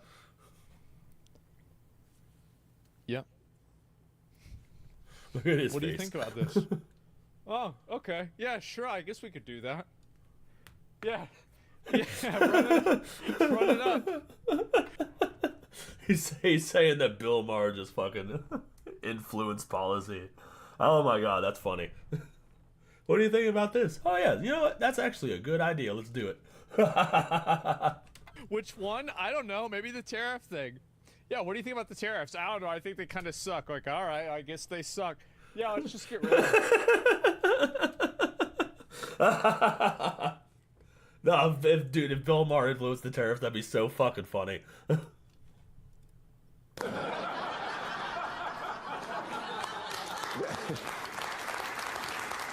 Yeah, that's kind of true. There were so many moments when I hit him with a joke or contradicted something, and no problem. At dinner, he was asking me about the nuclear situation in Iran in a very genuine, hey, I think you're a smart guy, I want your opinion sort of way. Oh and I my said, god. Well, dude, it actually happened. Oh fuck. Bill, you didn't tell us that we have to. Well, you didn't tell him to bomb Iran, did you? Like, please, bro. There's no way he told him to bomb Iran. Please, bro. He was probably like, no, maybe don't do that. obviously you're privy to things about it I'm not, but for what it's worth, I thought the Obama deal was worth letting play out because we made Iran destroy 98% of the uranium, and they were 15 years away from a bomb. And then I said to him... That was not 15 years ago. That's the problem. But we got rid of that. You got rid of that. Ooh. He didn't get mad or call me a left-wing lunatic. He took it in. I told him I thought parts of his plan for Gaza were wacky. I love how people are like shocked by this, as if it. I'm shocked by that, to be honest. Yeah, he's just kind of like, oh, you know what? Yeah, all right. He's actually taking input from the opposite side. And be like, yeah, oh, okay. And he's actually like implementing it into his like plans. That's pretty cool, dude. You don't see that happen. Like, it takes a strong person to do that.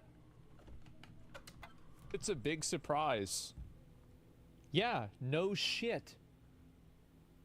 Duh. Absolutely, of course this is what happens.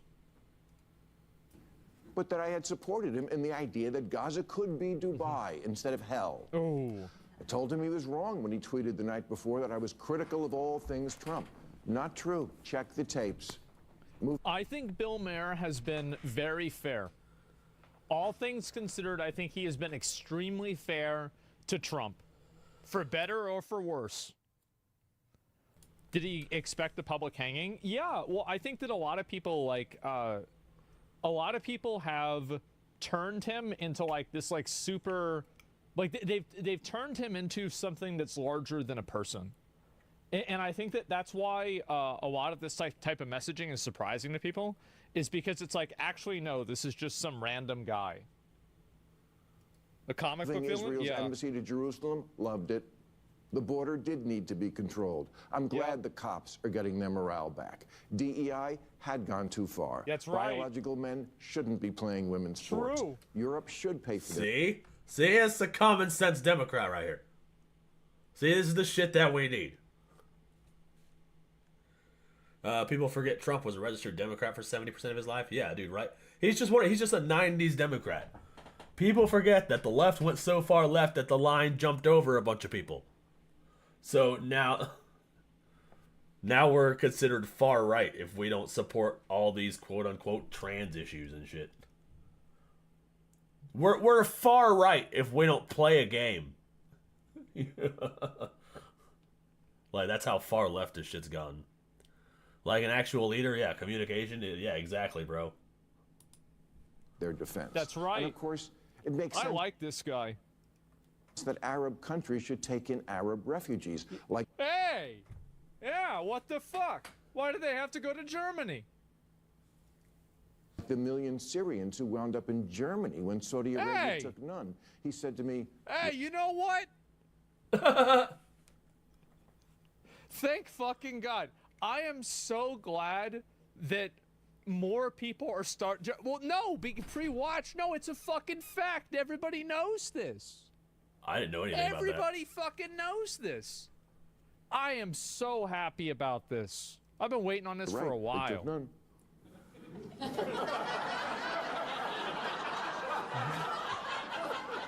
I said, Well, you should remind your boyfriend in Saudi Arabia that the next time you see him.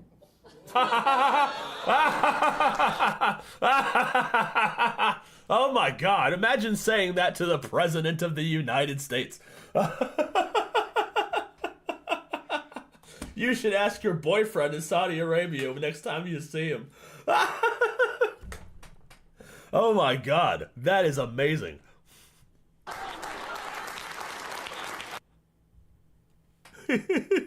He said that to the fucking president, dude. Yeah?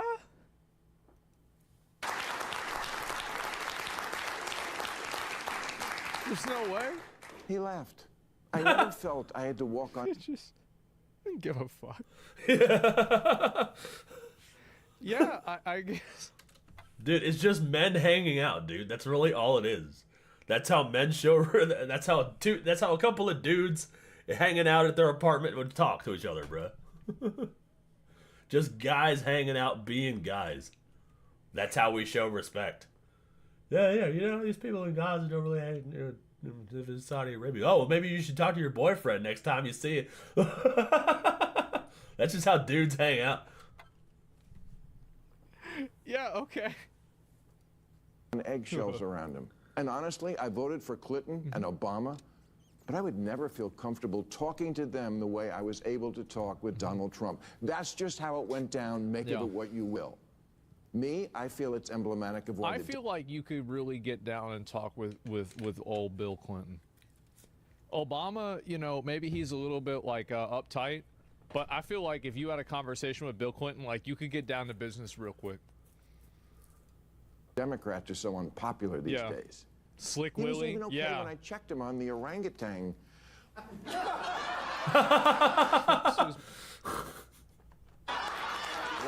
Please tell me you addressed that. Imagine saying, tell that to your president. Tell that to your boyfriend in Saudi Arabia when you see him and the president laugh. Right, dude? That's fucking wild to me. I fucking love that shit. Oh, God. He was.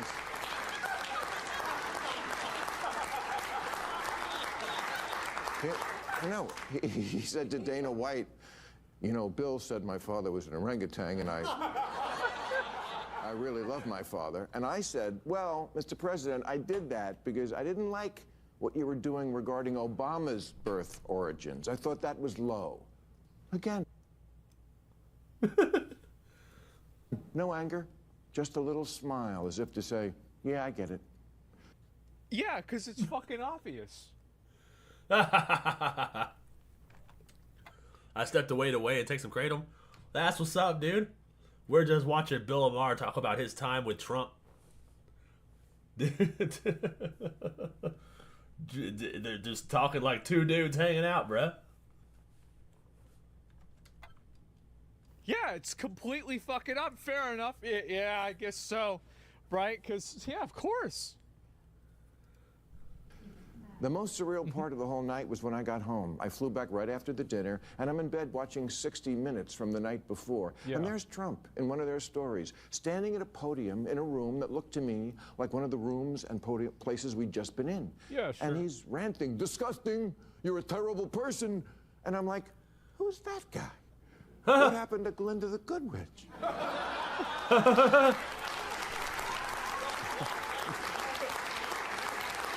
Right, he's learning about what Trump is behind the scenes and how Trump plays shit up on camera for the world stage. You have to portray yourself as a strong leader for these other countries, bruh. You can't show China that you a bitch. You're just gonna let people roast you? And you didn't send them to the gulags? Weak president. You know, you gotta show some strength when you're on the world stage. He's entertaining.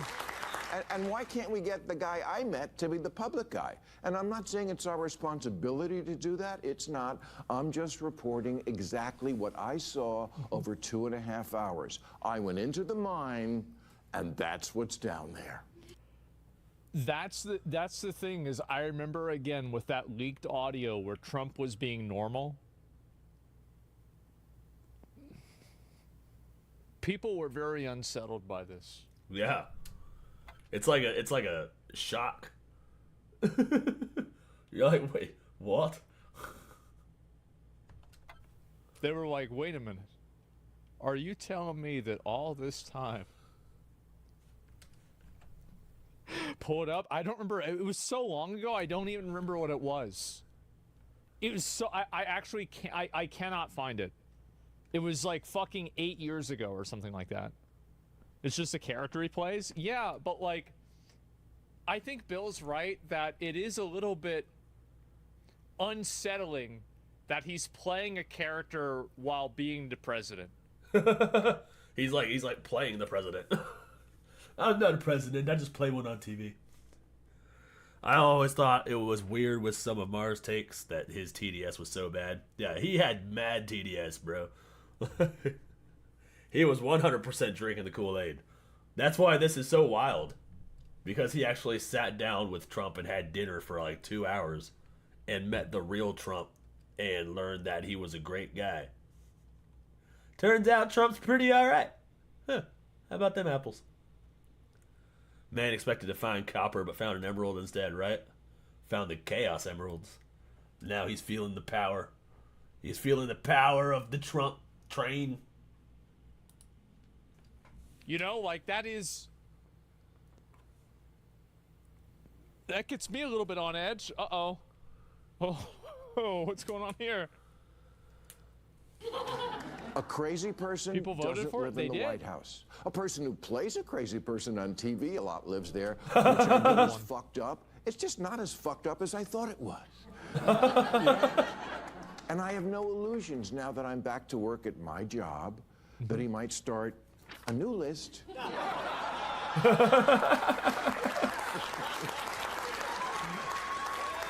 This is fucking great. I don't know what, like, like, I'm loving this so much. Jesus Christ. Because I don't have a good feeling and will be critical about a lot of what he's doing. The trade war and disappearing people, ruling by decree, threatening... I love how the term disappearing people has just come out, where it's like, no, you're getting deported for breaking the rules of the green card. You're not being disappeared. Right? They act like they're being taken, like in the movie Taken. Oh, they're just disappearing people. Oh, you mean like how Zelensky is literally abducting people and putting them on the front lines? Is that what you mean by disappearing people? Oh, because I thought we were just deporting illegal gang members. You know, Zelensky sounds more like a dictator than Trump does, I tell you what. It's not happening. He's not disappearing people. If he disappeared them, you wouldn't know where they went. But we all know where they are. El Salvador. Judges gutting the government with glee. But I also think he now understands I have a job to do, or at least he did on this night, because he said to me early on he knows that how he'd it seen is. our last episode, which was the Friday before this dinner. And he said, I thought maybe you'd be nice, but you hit me really hard. I did. Because I'm not going to pull my punches that presidents get to propose a third term for themselves. He understood that. That's pretty funny. Donald Trump was on a Comedy Central roast. They literally had a roast of Donald Trump. Motherfucker can take anything you throw at him. It's pretty great. He thought he meant killing people, but he meant deportation. Right, dude? Yeah, something like that. He thought he meant just, oh, we're just disappearing people. We're just abducting people off the street and sending them wherever. Like, no, we're literally just deporting illegal immigrants. And if they're gang members, we're sending them to El Salvador. Zelensky, on the other hand, is actually disappearing people. There's video surveillance of just people walking along the street, and the next thing you know, a van pulls up, grabs them, and then shoves them on the front lines to fight against Russia. That's what Zelensky's doing. There's more about this, by the way. There's going to be more. Cryo Trump every 4 years, all 7 swing states. And without animus. That doesn't mean he's not going to try to do it. Yes. At one point, I said to him, "You're scaring people. Do you really want to be scaring your own citizens so much?" And I know now you're all saying, "And what did he say to that?" Honestly, I don't remember. But it wasn't, "Okay, I'll stop." Of course not. The Clintons have disappeared more people than anyone? Probably. Weren't they involved in the trafficking bullshit? There's definitely a lot of disappeared people on Epstein's Island. Didn't that one chick, there was one chick that got into a car crash. They Princess Diana, that bitch. Because she was about to speak out against Prince Andrew. Trump wild card on camera. Trump, teddy bear behind the scenes, right, dude? He's just playing it up for the camera. So, MAGA fans, don't worry. Your boy gave me nothing. Just thank God. I was worried he was going to stop the content. I was worried the show was about to be over. Fuck. Content president, cryo Trump every 4 years, all 7 swing states. Fuck, bro. All right, good. We still in business. Great. Can't stop, won't stop? Yeah, I guess so. hats. Hats in a very generous amount of time and a willingness to listen and accept me as a possible friend, even though I'm not MAGA, which was the point of the dinner. My favorite part of the whole night was we were standing in the blowjob room.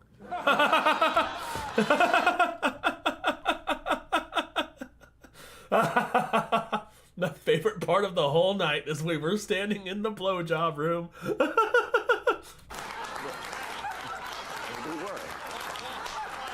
The oral office. And he said, you know, I've heard from a lot of people who really like that we're having this dinner. Not all, but a lot. And I said, same. A lot of people told me they loved it, but not all. And we agreed. Well, the reason why it's not all is that the people that don't like it are the mentally ill, tone policing Karens that make everything worse. Thank you. 100%. That's the other, remember the other group that causes all the problems in society? The unmarried white women with college degrees? Yeah, those ones? That's them. Yeah. The people who don't even want us to talk, we don't like you. I wish I could do Trump content on my channel. I kind of want to do it anyway, but my wife won't let me because she's worried I'll get canceled. Yeah, you take your wife's input into account, but, you know, being canceled helps you grow faster. You know?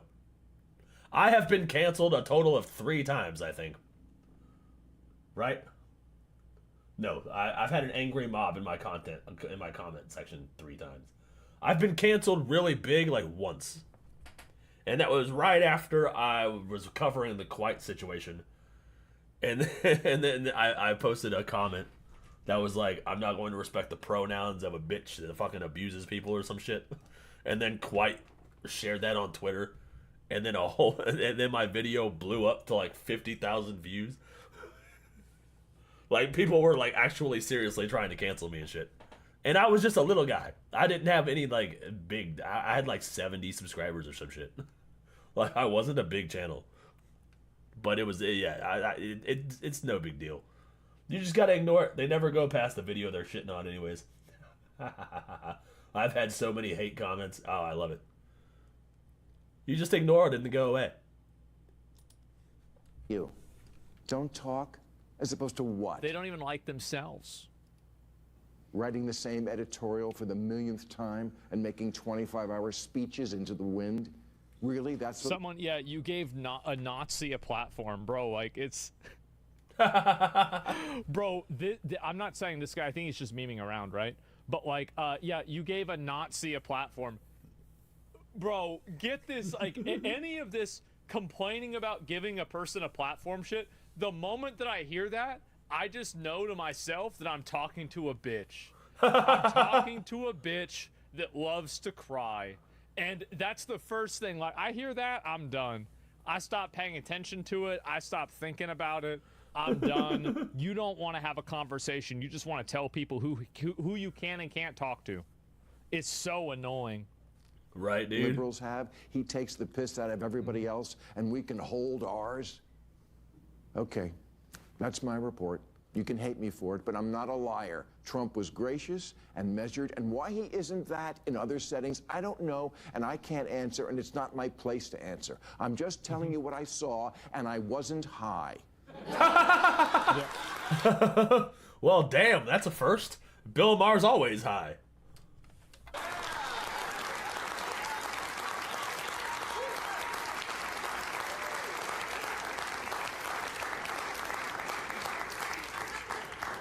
Damn, missed opportunity. Yeah, getting high in the White House, that'd be perfect, bro. Like, yeah, exactly. And anyway, no, I think this is really, this is the way it is with a lot of people. They should have passed a joint around the blowjob room. Well, I think this is great, right? I mean, it's a great thing, and the more people that are out there talking about stuff and interacting with each other, this is a huge positive. I'm really happy about this, and it's great. Bill smokes weed? Yeah, he always smoking weed. Like, I've watched his podcast. Like, I like Bill Maher. But yeah, he's always, like, passing a joint around. Or, not a joint. He's passing a blunt around. I'm pretty sure. There's usually a blunt involved. And there's more to it, by the way. It's not even over. They brought in... so, is that friggin' somebody who is said that? That Steve Bannon... Steve Bannon. Is Gavin Newsom's Wario.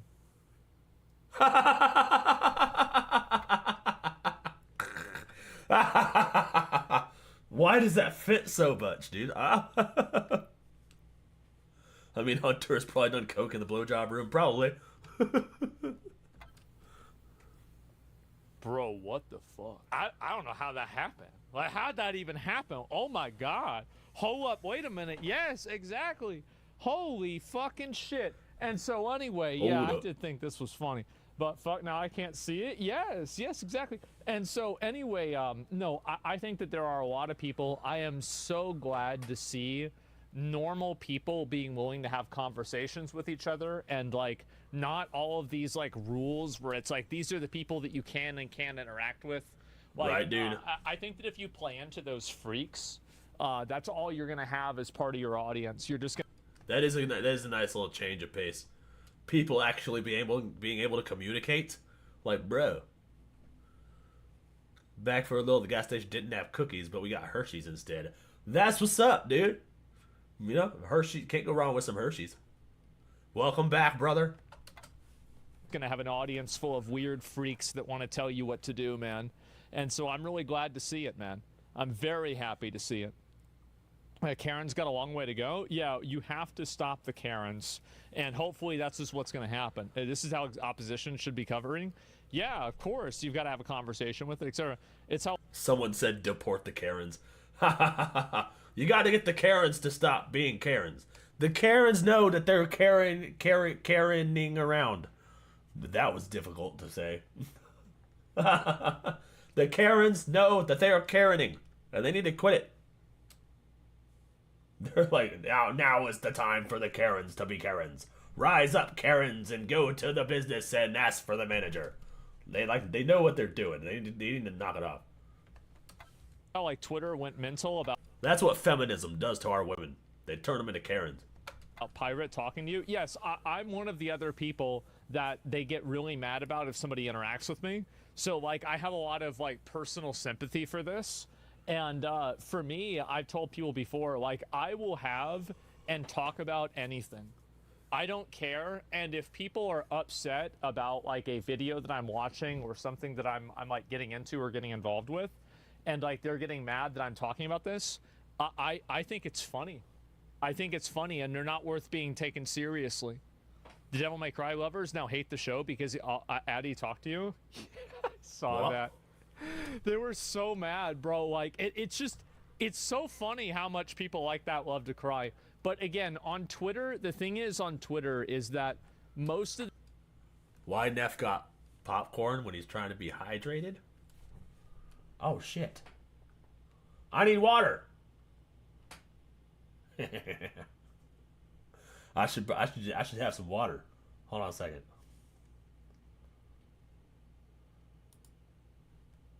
I'm gonna play this. The people that cry like this on Twitter are just losers. Really, they're losers. So why would you even take anything they're saying or doing seriously at all? Yeah, that's it. So it's like I really, and somebody say I'm a loser. That's fine. You don't have to take what I'm saying seriously either. But like either yourself. But like any of this, here's a good sign. Yeah, exactly. We used to celebrate open dialogue with the opposing side. Damn yeah, it, I know. I don't have well, my that thing was a long anymore. time ago. But anyway, let's go back. There's even more to this. All right, he was the White House chief strategist, now hosts the War Room podcast, Steve Bannon. He's global security analyst for Washington Post Intelligence and author of Chaos Under Heaven, Josh Rogan. And he hosts Piers Morgan Uncensored on YouTube, Piers Morgan. Oh shit, Piers Morgan's on this, dude? See, this right here, this is the kind of nightmare blunt rotation lineup that you need for television shows.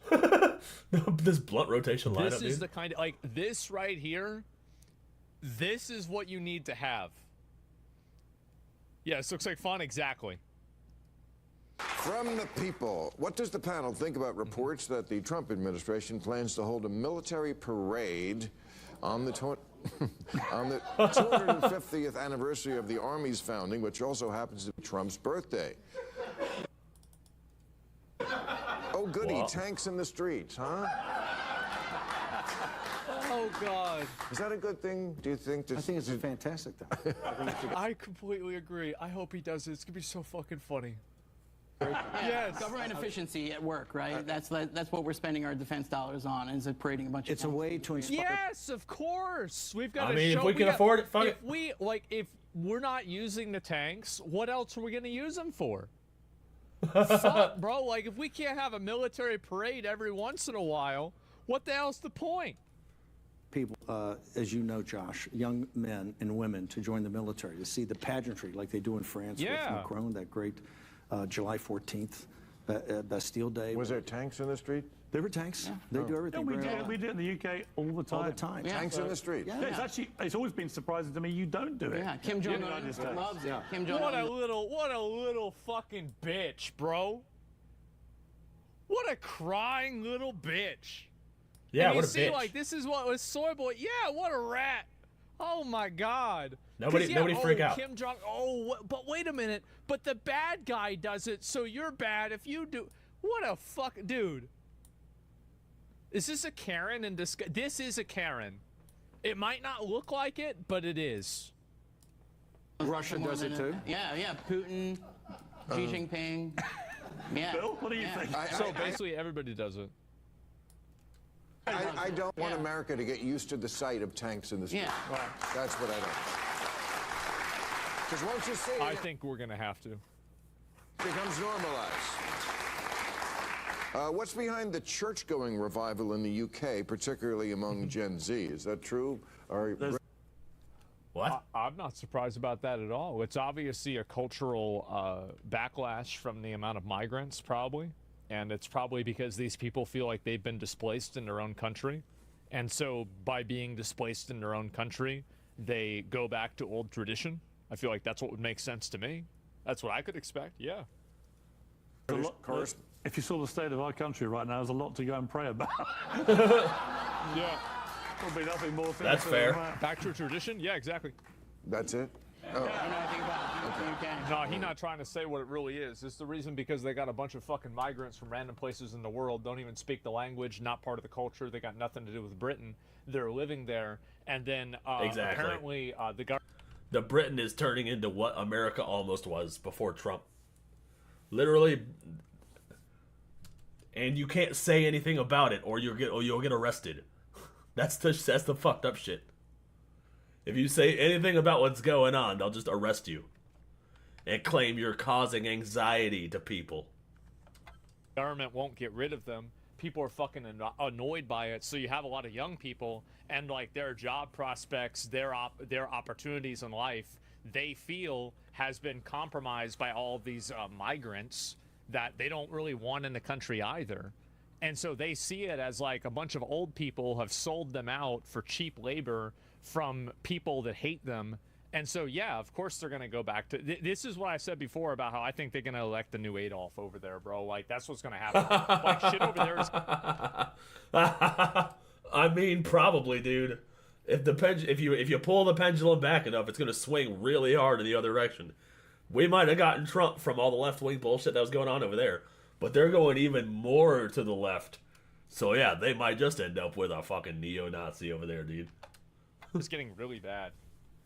And y'all think, by the way, y'all think it's not going to happen. Let's find out. No, nothing to do with the UK. They're trying to embed themselves in the government, change the country legally to be like the Middle East. Well, I'm saying, like, regardless of what it is, it's not what these people grew up with, right? That's really what the difference is. You talking about England? Yeah. Well, not England particularly. I think it's going to be somewhat... I think that, basically, I'm just going to be honest. I think that a lot of the, like, the migration problems in Europe, because people aren't able to... They aren't able to have a civilized conversation about it and express a degree of trepidation or a degree of distrust or worry with the migration. I think that this will radicalize people so much that they will end up voting for somebody who is extreme. And I think that it's already happening over time. You base that on propaganda? Yeah, that's what I think is going to happen. Yeah, I mean, whatever it's based on doesn't really matter, right? That's what I think is going to happen. Kids are getting more religious. Is that what's going on? I don't know. I didn't actually know that was a fact. But I mean, church going generally has been going down. My daughter's too. Her only religion is Bluey. Oh, that's the dog. I got it up. Yeah, that's the fucking cartoon dog, the Nick Jr. dog. Kids.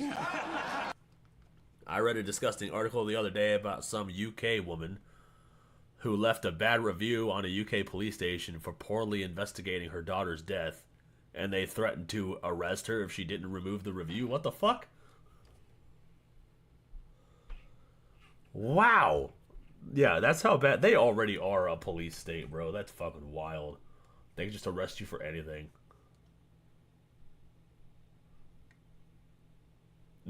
You can't freaking criticize nobody over there, dude.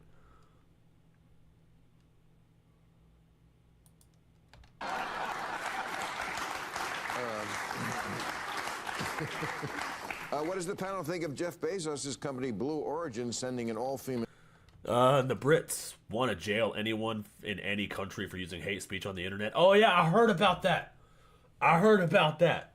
Like, even if you spout what the British think is hate speech while being in America, if you visit the UK, they can arrest you. So, moral of the story, don't go to the UK, like, ever. The UK doesn't even have room to speak, bro. They freaking better sit the fuck down. They're not even bigger than Texas. Okay?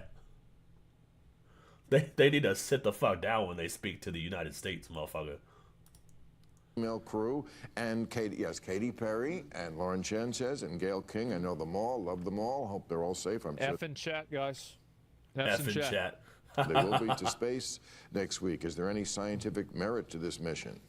Yes. No, but you know what? I just think that people that knock any form of exploration.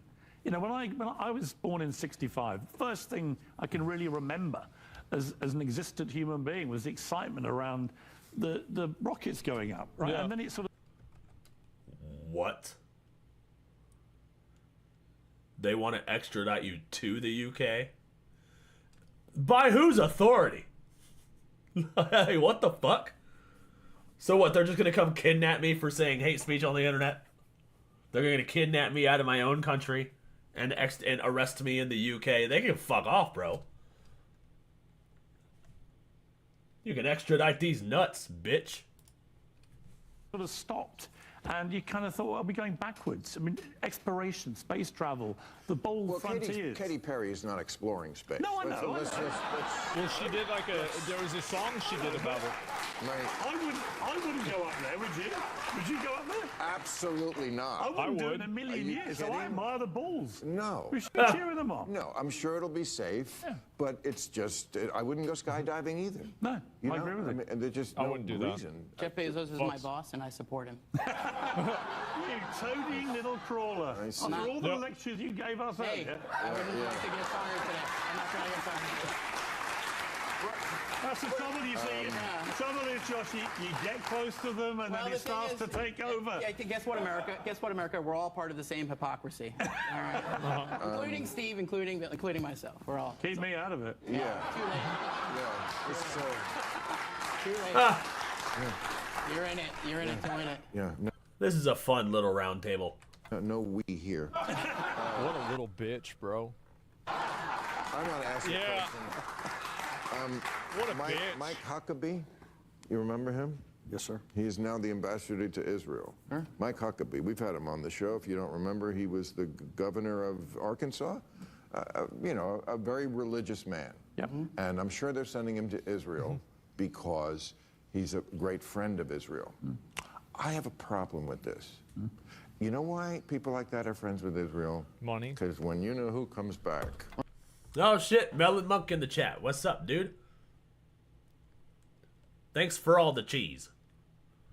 I hope you have some water. You're gonna need some water after all that cheese. Welcome back. Right. The Jews have got to rule Earth under hell, right? That's the. Well, they all idea. die. Or they all die. Either way, it's not really. Oh, fuck. It's one of those Bible things? Oh, fuck. Come on. Are you kidding me? They quickly switched to these. If you step on UK soil, yeah, dude. Of course they did. Of course they did. They do not have a big enough country or a powerful enough country to be running them at the mouth like that, bro. Well, you're just gonna come and kidnap me, bro? You're gonna take me off of US soil, ship me to UK soil, and then arrest me for something I said on the internet? Go fuck yourself, dude. Do you know how many wars they would start from doing that shit, bro? They do not have any position of any power to be going up against any nation like that, dude. No, the rapture? Oh, give me a fucking break. I What the fuck are we talking about? don't even know what just happened. Wait, you didn't know that? I didn't know Jews were like in charge of the rapture. No. I had no idea about that. I don't think that's true. What the Jesus fuck? saves 144,000 Jews. Right. That's not a lot of I don't think I'm going to be. Wait, that's it? So, like, does the Bible not, like, it doesn't, like, account for, like, inflation? What? I don't think I'm going to make the cut, to be honest with you. I'm not that's very why observant. super duper Christians love Israel. Yeah.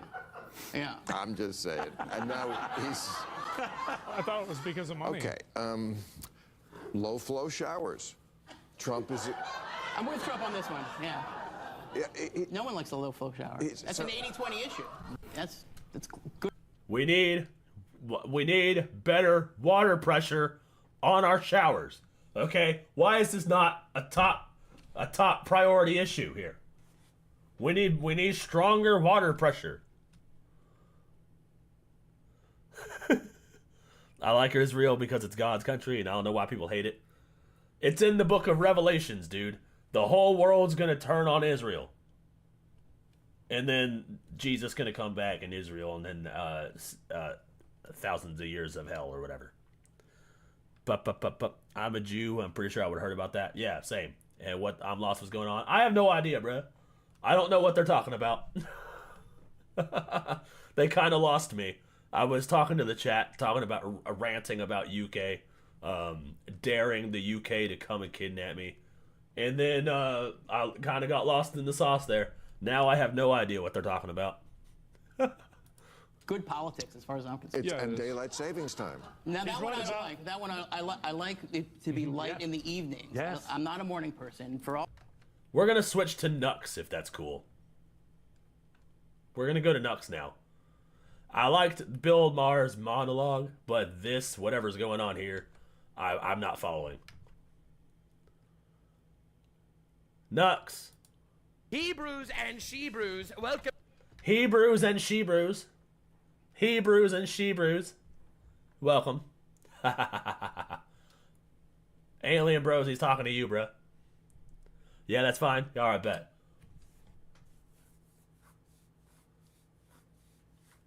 Alright, bet. Yeah, because I was not following what the hell was going on right there. I was losing interest. I was focused more on the chat, ranting about the UK. I'm cool with switching to Nux. This was our tide for next anyways. So 3, 2, 1. Hebrews and Shebrews. Hebrews and Shebrews, welcome back to another video. I am here on vacation while the world around me is falling apart. So I decided, hell yeah, let's make fun of the people that are helping the world fall apart. Endless chaos, infinite content. God, when you love what you do, every day is a vacation. Am I right, guys? So Facts. on the Rojogan Experience. The Joe All right? Rogan Experience. On the Rojogan Experience, this man had and hosted a gigantic debate. A debate between well-renowned, smooth-talking English swashbuckler Douglas Murray and Dave Smith, which is one of the most generic names ever created. I don't know. God had to come up with Dave Smith for generic names. Now, this is a debate. Your music's a little too loud there, Nux. But so what's this? What's going on here? We got a Rojogan interview.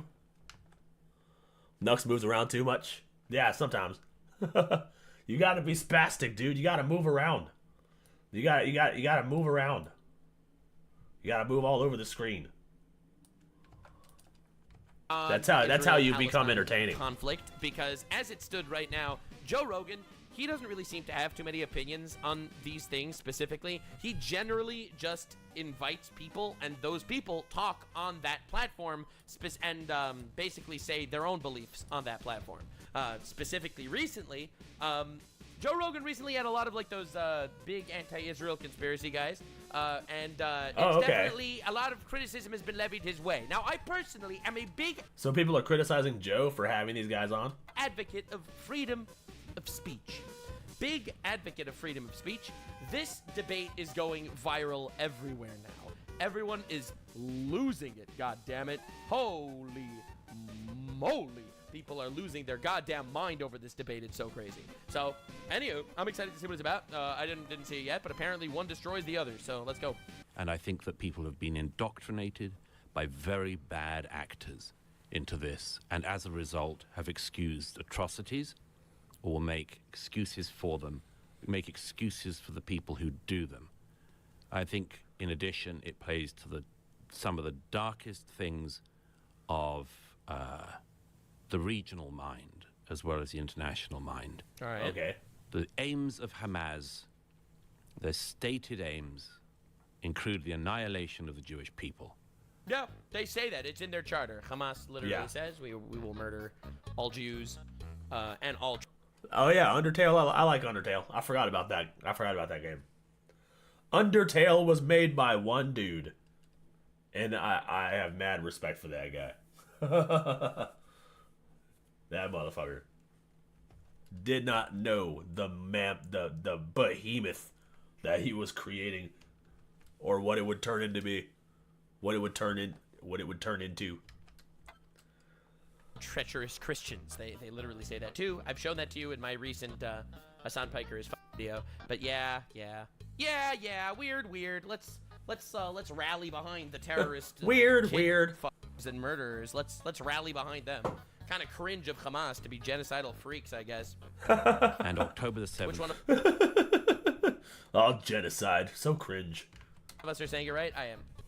They had their best go at doing that. That was a travesty. And the fact that in a decision between whether or not you're on the side of the people who want to dance and live in peace with their neighbors, or whether you're on the side of the people who want to rampage through a dance party bar in the early morning, macheteing at people, I find it amazing that there are so many people who don't know which side they're on. But he's not wrong. He's not wrong. Oh my God, how do you even argue with this? But I'm shocked to see how this debate goes. I know Joe Rogan, he's a rational man, so I don't know how this debate could go any other way than, you know, vilifying Hamas. Hamas is anyone. Okay, so in my opinion, there are kind of three perspectives that people have on the Israel-Palestine conflict right now. All right, Okay. You have Israel should stop the war, stop bombing people. Israel bad.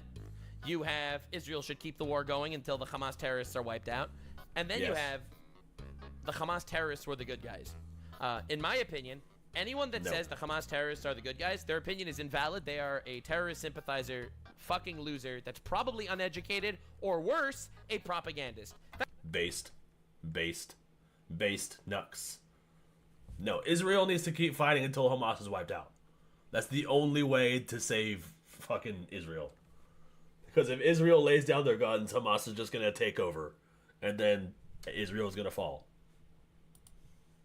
That's your Hamas piker option, the third one. So I'm more interested in debates between rational people saying Israel bad for continuing the war versus Israel should finish the war and finish off Hamas. But anyone who actually supports Hamas is a monster, in my opinion. There are a lot of them. There are a lot of reasons for that. But one of the four... Nux is Jewish, I think. I think he's a Jew. He does the on his H's. Most reasons is the fact that the state of Israel has been uniquely libeled, has been uniquely lied about. Its history has been uniquely lied about. I mean, it has been he's not wrong. uniquely put under an international spotlight and then misrepresented in a way which I cannot think of many other countries in the world that have been treated that way. And there are deep reasons for it and shallow reasons for it. The deep reasons include some of the most ancient bigotries of the human heart, and the shallow reasons are people who don't know what the hell they're talking about. True. Based. Dude just spat Based. facts. I don't know. I don't know much about Douglas Murray, but he just kind of spat facts. Yeah, he's right. Okay, I think that... Don't tell me this guy's gonna defend Hamas. This guy? Don't tell me this guy's gonna defend Hamas. Look, I'm not going to speak for what every person out there believes. I don't exactly agree with like the characterization that there was no outpouring of like feeling after October 7th, and certainly That's like not the everybody argument. I know was just like, oh my god, this is like a horrific atrocity. And, Well, like, not everyone. There was Hassan Piker, biggest leftist political streamer in the world. He's on Twitch right now with 50,000 people. Hassan Piker thought that it was that Israeli babies are valid military targets. 50,000 people watch Hamas Piker.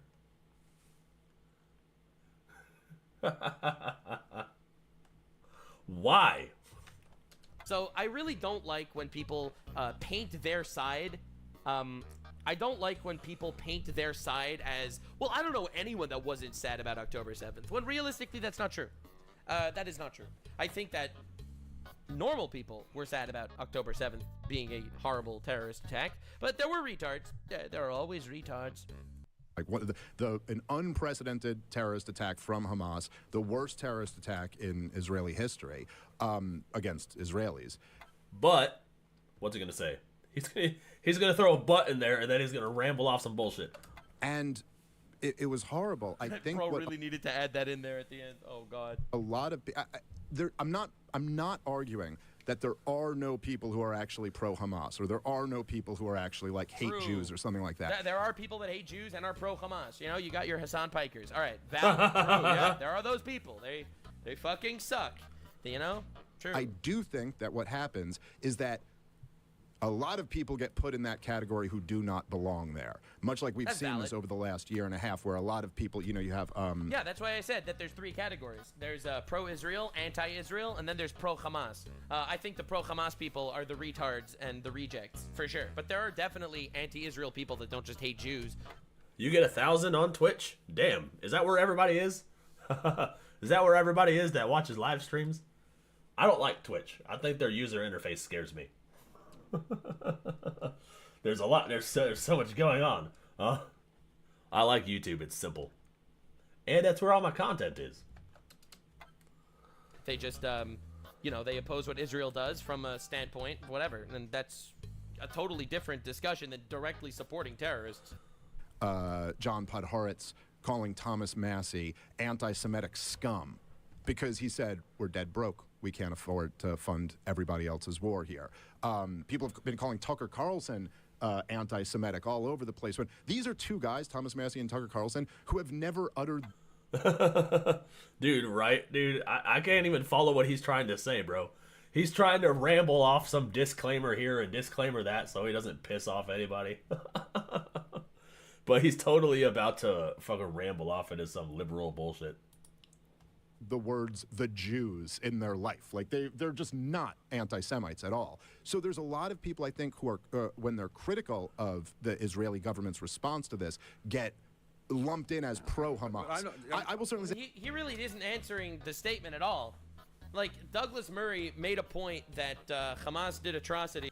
You will leave me with a cheese. I will only use it intellectually. I will map out my whole plan before I use the cheese. And his response is, well, you know, some people are labeled anti-Semitic inappropriately. That's certainly not my position. I think your description of them, death cult, by the way, the same term that Daryl Cooper used to describe Hamas, I think is an accurate one. Oh my God! It was horrible, but True. Yes, Hassan, come on, bro, dude, what are you doing? It's Hassan's so working. easy. Yes. It's so easy to condemn Hamas. We don't like terrorists. It's so it's so easy. Hamas, bad. Beheading babies is not cool. Don't do it. Oh, you stream chess over there? Oh, that's cool. That's cool. You got a whole little chess community on Twitch. True. They are a death cult. They murder babies. They burn babies alive. They raped women. They're fucking monsters. They are the bad guys. They are the reason why there is a war right now. 100%. I think that I think that your characterization, first of all, of that they gave the Palestinians a state in 2005 is just wrong. I just think that is not at all an accurate way to describe the disengagement, which we could... All right, a lot of people don't know context, but in 2005... so let's go back a little more. Gaza was owned by Egypt before Israel became a state. That makes sense. Gaza. Yeah, that makes sense. And when Israel actually became a sovereign country, essentially they were attacked by Egypt. They pushed Egypt back, and they ended up getting Gaza that way.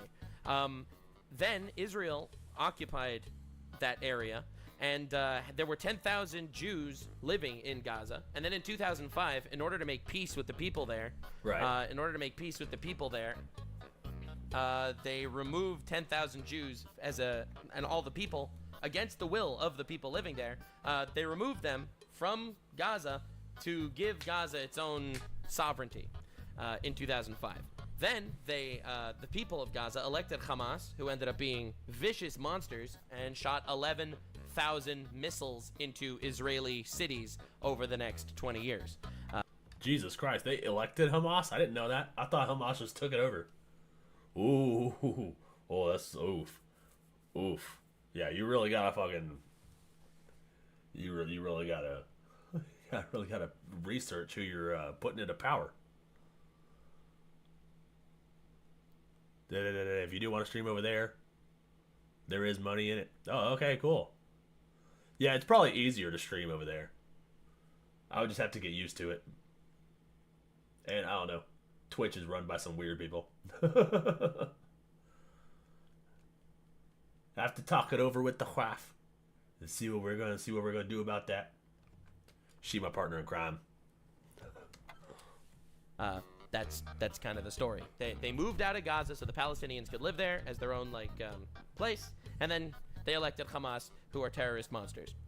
Get into more if you want to, but first of all, I would just point out that if the two-state solution was achieved, I can stream on both. I have the simulcast ability. I should be doing that.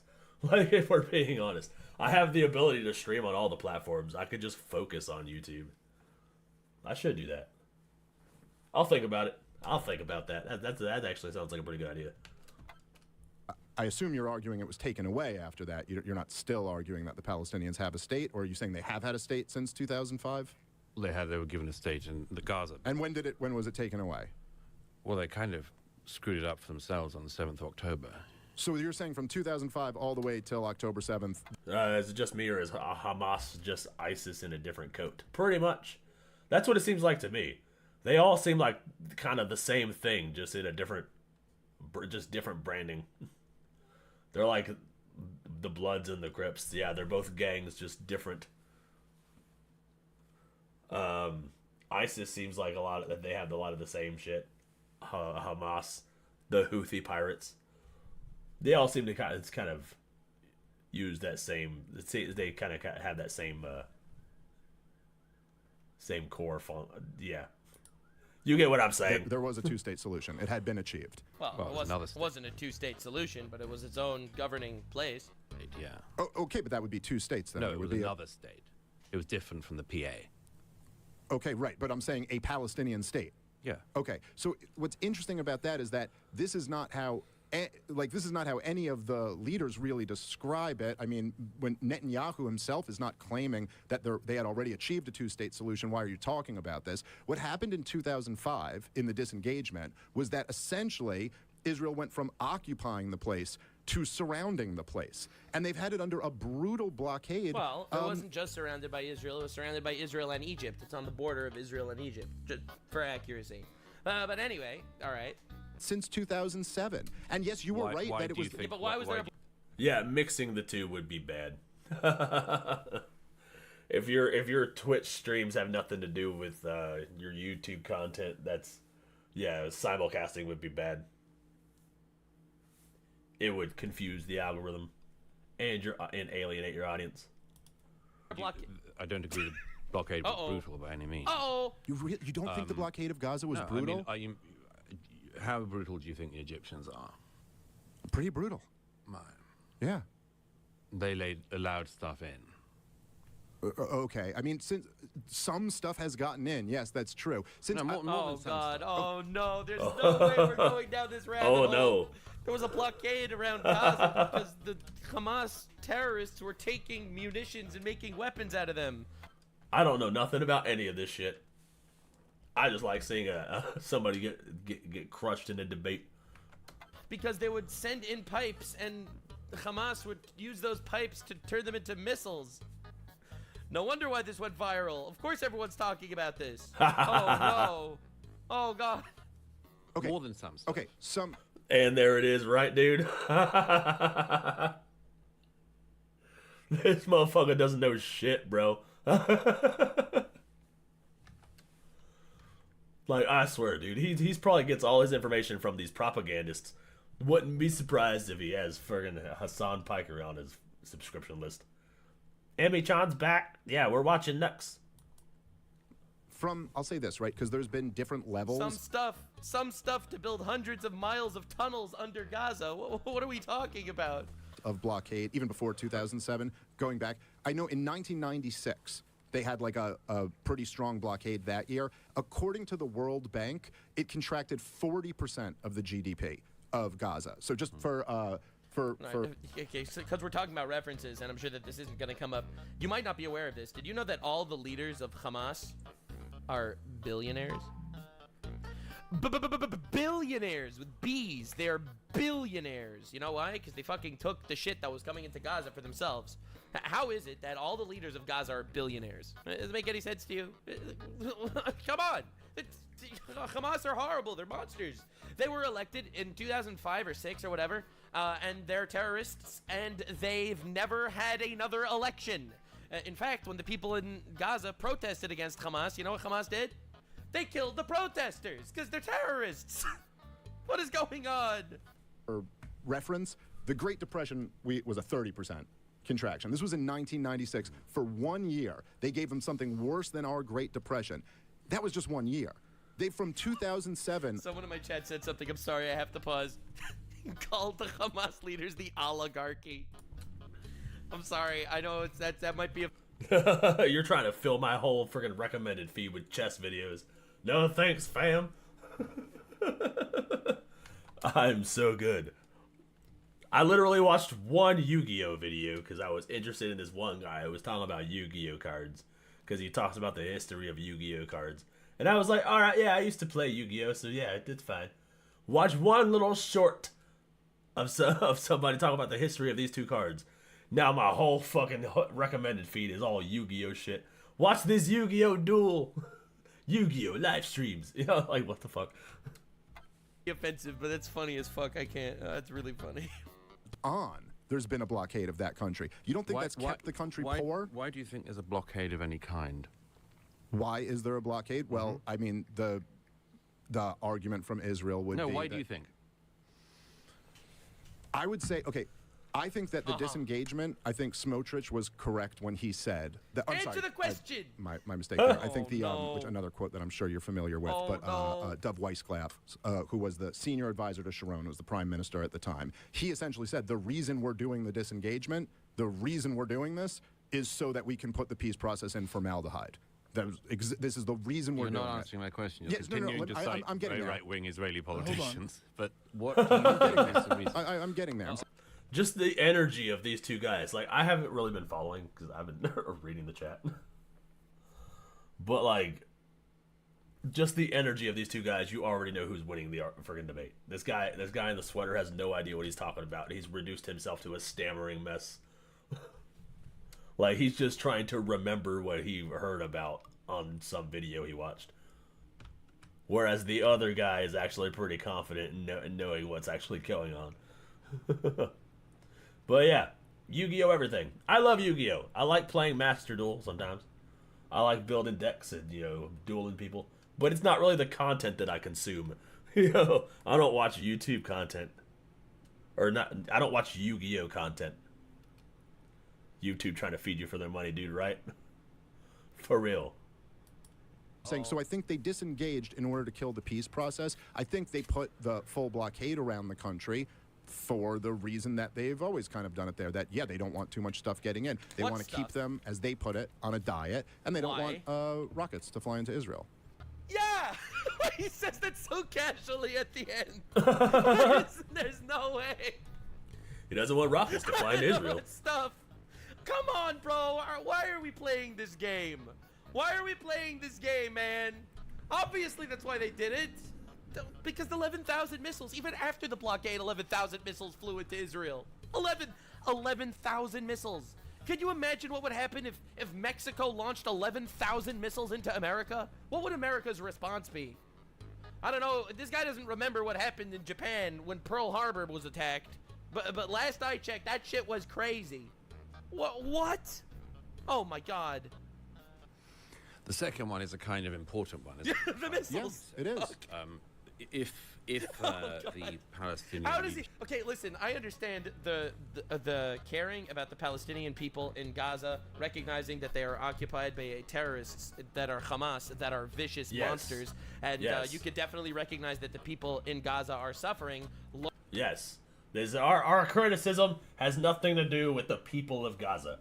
We understand that they are they are under the tyranny of a terrorist group.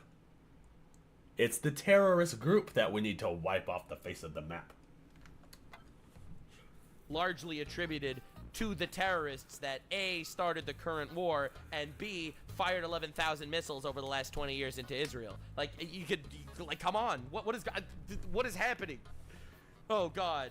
Ship in Gaza after 2005 had not from the get-go decided to use Gaza as a stockpiling place for rockets to fire into Israel, all of it would be different. If they had just resisted the temptation that so many of us do in our lives to stop keeping RPGs in our cellars and then Katyusha rockets in our children's bedrooms, all of it could have been different. If that desire to live in peace beside your neighbors had superseded the desire to stockpile rockets, it would all be different. Yeah, or if Israel just hadn't occupied them for 60 years, it would all be different too. They I mean, why is it the onus always on them? Well, that guy is so fucking flustered, bro. They were occupied. They were what up, Spencer? Good to see you, fam. You believe in self-determination, I'm sure. Uh-oh. Yes. I believe in individual rights, yeah, sure. Okay, individual rights. All right.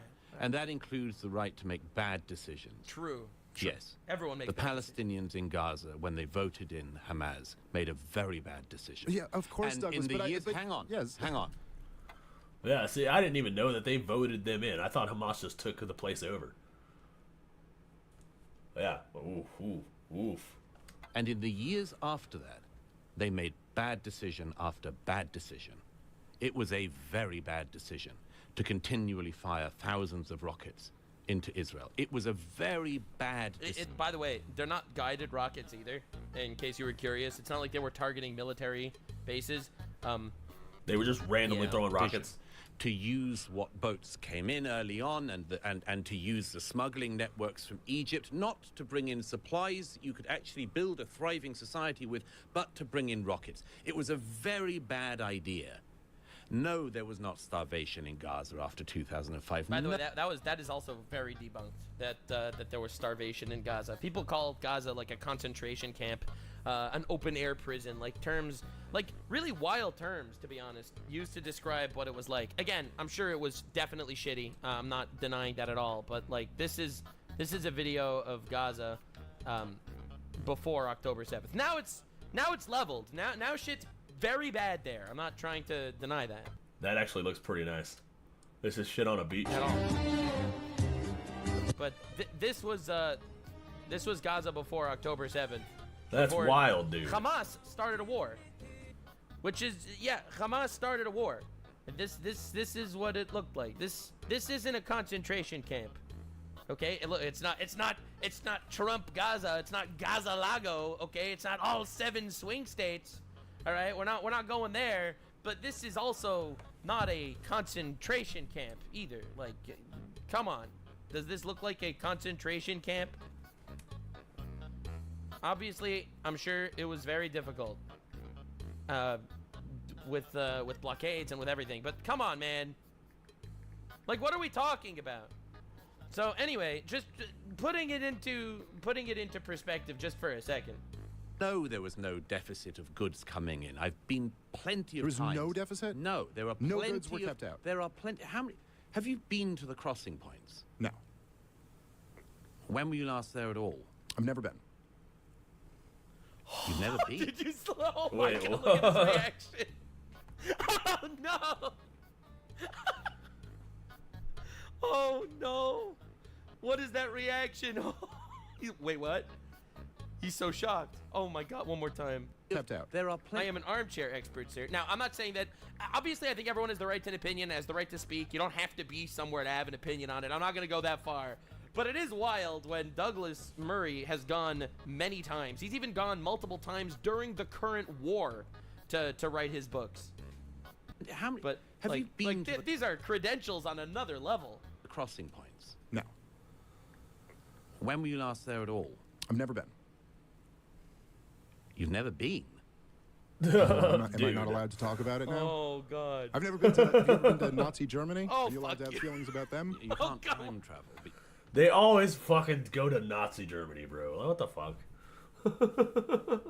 These people need to stop being so fucking retarded. You're right. but you can travel. Oh Okay, no. but so what? So what's the point? Bro. Like, No, I find that lots very... of people have been there and agree with me, and lots of people have been there and agree with you. Yeah, but so I if don't you're know going what to the. spend a year and a half talking about a place, you should at least do the courtesy of visiting it. All right. I just think this is a non-argument. You don't but think? Okay. No, I think it's a non-argument. But if you're an ex... Well, you have to go and touch the ground to No, be I able think talk you have about to it? see... I think it's a No, good... obviously you don't have to go to talk about it. Obviously you don't have to go to have an opinion. Obviously you have the right to freedom of speech, but you have to recognize the fact that you have been fed information from somewhere that you didn't get from with your own 2 eyes. Facts. You have to has Hassan been there? No, of course not. Hassan's never been there. Like, oh my God. This is why I don't talk about Hamas like that, dude. Or Gaza. Or the situation in Gaza. I'm not gonna sit here and pretend to know what's going on over there. I have no idea. I just know that they're run by Hamas. Hamas is bad people, and Hamas needs to go. That's the gist. That's the gist. Like all of these people that pretend like they know what it's like on the ground in Gaza, they're just talking out their ass. Oh my God. Like, obviously this is a perspective. Dave will never have a perspective like this. good idea to see stuff, particularly if you okay. spend a career talking about something. Yes. I have a journalistic rule of trying never to talk about a country even in passing unless I've at least been there. Yeah, I've been there. People in chat are asking. I've been there. Of course, I've been there. Not since the war, but I've been there for sure. Okay. It's But that's sort of not, normal. It's a normal thing to do. You're talking about. Hang on. You're talking about crossing points, and not only have you never been to a crossing point in either Egypt or in Israel, but you've never even been to the region. Okay. Again, I think this is. This guy's never been to Israel. And he talks about how Israel is like an apartheid state and stuff, and how they're second-class citizens, and how people don't have rights. He doesn't. Because they're just repeating what they hear on social media. Social media is still the media. You still have to fact check your shit. Like, people just freaking they see a meme on the internet and they think they know everything about what's going on. Understand. It's really easy to look across the world and see people running, missiles flying into another country and being like, well, they're acting out of line here. It's really easy to do that. You know, it is really easy to say that. Look, I tell you, as someone that has multiple times had to run into bunkers because missiles were flying in my direction, it's a little scary. It is a little scary. And as a citizen myself, well, not a citizen of Israel, but as a civilian myself, I don't consider myself a valid military target because I went to Israel to visit. You know, it's kind of wild.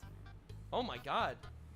Like, the fact that he doesn't even see that as a reason why he should actually do first-hand research is wild. Again, of course everyone has the right to an opinion, and everyone has the right to speak, and everyone has the right to discuss and debate topics. But, like, come on, dude. Are you not recognizing the fact that you might perhaps have a lot less actual, veritable information? Right. It's a non-argument. I don't understand. No, it's not a non-argument. Yeah, it is. It's not a non-argument if you're insisting that you're an expert of some kind, or not claiming you're an expert, but still talking about it, about the provisions going into Gaza or not, if you've never seen any of this going on. Yeah, I mean, if you don't see it with your own eyes, then you are getting the perspective that someone wants you to have, and very likely it might actually, it might be propaganda. It might not be true. You know, I don't know why. That's not a far-fetched opinion. It is so not a far-fetched opinion. What, you're going to call yourself an expert on a blockade because you saw TikToks? Right. Oh my God. Oh my God. That's crazy. Opinions are like assholes. Everyone has one. It's crazy, man. So you're not allowed to speak about things that you've read about. You can only speak about. Of course you could speak about them, but you have to recognize when you make a statement like this, because some people said your way, and then there's also some people that said the other way, you might recognize that your information might not be accurate. That's the point that he's trying to make. We're still arguing about goods going into Gaza, right? That is what the debate is supposed to be. There was never a starvation situation in Gaza where people were starving to death. That never happened. Yeah. So he's claiming it because it definitely wasn't just some open air prison or whatever they were trying to say. But if it never happened, then you have to recognize that you do not have the facts that are being presented to you. About things that you've seen with your own eyes. You can talk about what you want, as you're proving. But that is a different matter from spending an awfully long amount of time talking about an issue in a region you haven't even had the courtesy to visit, whilst developing all of these views about it. I mean, now I slightly get an idea of where you're coming from. You've read about this blockade, and so you imagine... They thought it was like blockade. I've seen one of those in Star Wars, The Clone Wars. That's what it is. I imagine you've read all the people who say that Gaza was a concentration camp. Oh, shit. And you probably think that too. Dude. This guy just can't believe the amount of stupid he's sitting across from. Like, just the look on his face, he's just so fucking bewildered that one man could just be so brainwashed. Am I right? I mean, again, literally a concentration camp. Oh my God, there's no Oh, way. he doubled down. He doubled down. No way. He fell for the propaganda hook, line, and sinker. Oh no. What do you mean literally? There's a lot of similarities, I would think. Similarities?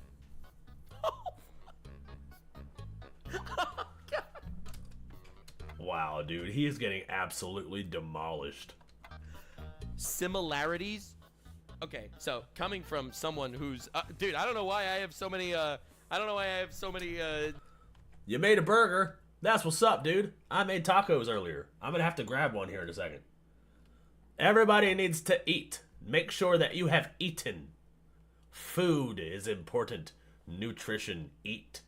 Stay hydrated, drink water, and eat. personal anecdotes to share. My grandfather has been in concentration camps. He, in fact, was one of single-digit survivors from a concentration camp that had 50,000 people. Okay? Yeah, no, you can't compare. You can't compare, especially because, dude, even during this current war, which is horrible, okay? It's horrible that this shit is still going on. It's so sad. I really wish that Hamas would return the hostages and surrender and everyone would live in peace. Yeah, absolutely. 100%. That's what I hope for. Is it realistic? Maybe not, but it's a shitty thing that's going on. All right, really shitty thing. The population in Gaza has grown since the war started. Okay? Since the war started, the population has grown in Gaza. Now, this doesn't negate the tens of thousands of people that died at all, but concentration camps do not have those same numbers. What is even going on? And that's during the war. He's talking about before the war even started. He's calling this a concentration camp. He's calling this a concentration camp. He's this. Oh man, look at all those concentration camps, you guys. Man, that's the best kind of concentration camp I've ever seen. That concentration camp has solar power energy, dude. Look at that concentration camp got solar energy. Man, what? This concentration camp got a beach? Man, I hope when Trump sends us to the gulags, our gulag has a beach. Oh my God, it's shocking. Well, as I say, you can't time travel back to the Nazi era. Let's go but back you to the could go blockade. to the Middle East and actually visit it. Okay, It's the not World hard to do. Bank said in 1996 for the Now 1 the year of the blockade. libertarians are quoting the World Bank. I love But it. it doesn't mean anything. This is a non-argument. Yes, I'm saying the World Bank did their own analysis of this, and they said that it was a 40% your of the, own analysis? Hold on. You got to Jesus stop interrupting Okay. and let him finish the sentence. Jamie, pull up actual footage of concentration camps. What are we doing? What are we doing? Oh my God! I didn't think I'd actually see this guy get like kind of schooled a little, bro. Oh my Lord. The World Bank said that 40% drop in the GDP of 1 year due to the blockade. And there's been a blockade from 2007 on. So are you saying that this hasn't had an economic effect? Is that the argument? No, of course it'll have an economic Oh, effect. no shit. So you're saying you have to be on the ground and do an audit of the blockade No, no. in order to be able to Oh my God. Okay, dude, what is even going on? His argument Oh, now Joe Rogan's ganging up on the guy? What's going on here, bruh? was the reason why there's a blockade is because Hamas keeps shooting missiles into Israel. Why should Israel let missiles get into Gaza that they are just going to use to shoot at Israel? So no shit, it's going to have an economic effect. But the reason why they're actually looking at this shit is because they're shooting missiles. I don't even know what's going. I don't even know what's happening. Like, how did we lose the plot? I think you should at least know what it is, what the territory is, what the situation is in the region. Yes, absolutely. And the only way Absolutely. to do that is to be there in person. I think that's the best way. It's not the only way, but it's the best way, for sure. He makes Hassan look smart. Well, that's an achievement right there. He should be proud of that one. For sure. If you have never seen the countries in question, you've never spoken to the people in question, you've never interviewed anyone, you've never gone around, you've never seen the terrain, and so on, and you've used Wikipedia, I'm sorry, no, that's not the same thing. Okay, well, Again, I think he has the right to an opinion. He has the right to say what he wants. I don't like the lengths that Douglas Murray is going to shut down his argument just because he's never been there. Personally, I do think he has the right to say, but like coming from an outside perspective, credibly speaking, like, come on, this guy does not have the credibility. He does not have nearly the same credibility or knowledge of the situation at all. not just used Wikipedia, but didn't you write a big piece when the war in Ukraine first came out, titled something like, "I've been to Ukraine and they can win, they can repel the Russians"? So you could go there and still get it wrong, right? No, I was with the Ukrainian armed forces in 2022 when they were retaking territory from the Russians. Right, the last time they had any advances, yeah. Yeah, right. I said I can see how they can win, which would be advances like that, yeah. You said if we just fund them, or if we just arm them, that they can then I said, they can I repel. said that the Ukrainian army was making great successes, which it was when I was with them in the fall of 22. Okay, listen, there were lots of people who went to Iraq and said we'll be greeted as liberators and it'll be paid for in oil and democracy will spread through the region. So I don't know, either take on the arguments or don't, but I don't think But your argument's incorrect. Oh, okay, fine. Well, then present a counter argument to it. But to just tell me I'm not allowed to talk about something because I'm not an expert. You're not allowed to okay, talk fine. Well, about you're it. not an expert. Well, see, now dude's just putting words in the guy's mouth, bro. Like, what the fuck? Was he even paying attention to the conversation? This is kind of a bad faith argument on both sides here. He's saying that you do not have as credible information, which is true. That doesn't necessarily invalidate the points that he is making. However, he is saying that why are you trying to say I don't have the right to speak when that's not what's being said either. So you shouldn't talk about it. You haven't been there. Yeah, I know. But you keep playing this game where it's like the whole opening to this podcast was like the non-experts talking about this is such a problem. Now you're saying because I haven't been there, I can't talk about it. Is there a blockade there that's causing economic devastation or not? According to the World Bank. Yes, of course there is. But the reason why the blockade is there is because of missiles flying in. 11,000 missiles. Dude, again, what's going on? Let me imagine this for just a second. Let's say America completely subsidized Mexico, okay? Mexico was living on America's dime. America was paying for all of Mexico's water, all of Mexico's electricity, all right? Okay. Imagine that happened. And then Mexico, from all the stuff that America is sending Mexico, Mexico is building missiles and shot 11,000 missiles into Texas, okay? All right? Do you... Yeah, we would go to war with them. That's exactly what would happen. We would be fucking them up right now. That's what would be happening. That's a good analogy. That's a good analogy. Do you think America would make a blockade maybe and look into the stuff that's going into Mexico? Like, do you think that logically America might do that? First of all, I don't. No. If we were subsidizing Mexico and we were giving them a whole bunch of shit, and they were making missiles and then shooting them back at us, we would be at war, bro. We would be fucking conquering. Mexico would be our 51st state by conquest. We would take over the whole place. I don't think it's a game. I don't think it's a game at all. Me neither. I'm not playing a game. Okay? But that's a semantic argument. No, but this is important. Mm-hmm. I've seen plenty of this up close. I've seen plenty of this with my own eyes. Because I do believe that one of the things you should do if you're talking about something is to see it. Yeah, you've established that. Okay. Is there a blockade? The blockade that existed, to the extent it existed, was a blockade to try to make sure that the Israelis and the Egyptians knew what materials were going in and out of Gaza after the first rocket fires, when Hamas, in fact, before Hamas was elected. The Israelis and the Egyptians didn't do a very good job of it, were meant to be trying to make sure that the materials that went into Gaza were not materials that could be used to build up the Gaza and Hamas war machine. Yeah. The reason Thank you. why... I prefer when they get into details instead of like the semantic, you're not an expert argument. Like, we see that the guy's not an expert when you actually lay down information. I think it's so much more effective. I'm glad this dialogue happened, though. I think Joe Rogan did a good job putting this together. Trucks get searched is not because the Israelis want to search through grain or flour. No shit. It's because they wanted to stop the trucks containing the arms and the munitions that the Gazan, Hamas, and Islamic Jihad fighters were going to use to fight against Israel. And I'm sorry, it just makes the most obvious strategic sense. As the late great Joan Rivers once said, if as an appeal to authority. That one I like. As an appeal to authority. She also said that Michelle Obama's a man. Yeah, I know, she did that. No, I'm saying she got everything right. So continue. Go ahead. But as Joan Rivers said, if New York was being rocketed from New Jersey, we would level New Jersey. I don't think you need to level it, by the way. But you would at least try to make sure that rockets weren't being imported in larger quantities into New Jersey. Of course. Yeah. Okay, that's all the Israelis were doing. God damn. I like Nux's analogy made more sense. Like, if we were subsidizing Mexico and then we were giving Mexico a bunch of resources only for them to build missiles and launching it back at us. his analogy was better.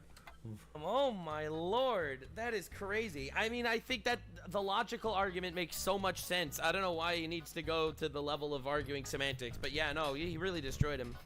He really kind of cooked him. Not gonna lie. I see why this shit went viral. It went viral because both sides had problems with this debate. Obviously, people were angry that he was arguing from like an authority perspective. But obviously, his logic is really sound. Obviously, you're gonna make a blockade and you're gonna look into what the fuck goes into territory if they're using stuff that's passing their border to make missiles to shoot at civilians.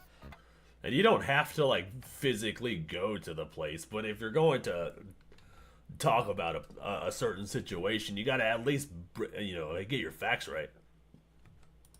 Took a while to get there, but he got there. Yeah, if New Jersey was bombing New York, New York would fuck New Jersey. Oh god. Anyway, yeah, so this went viral. I wanted to look at that. People were asking me about it, and I'm like on vacation, and I'm not really doing stuff so much. But anyway, the solution.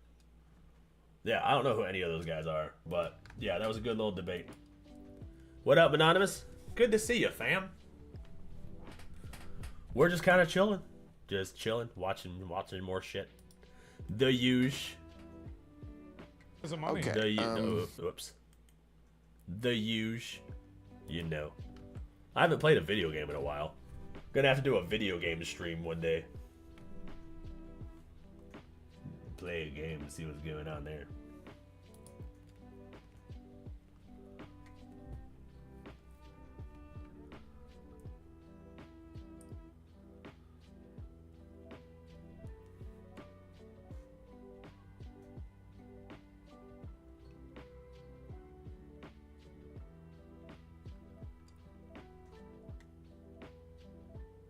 Oh shit, you guys want to watch Blair White?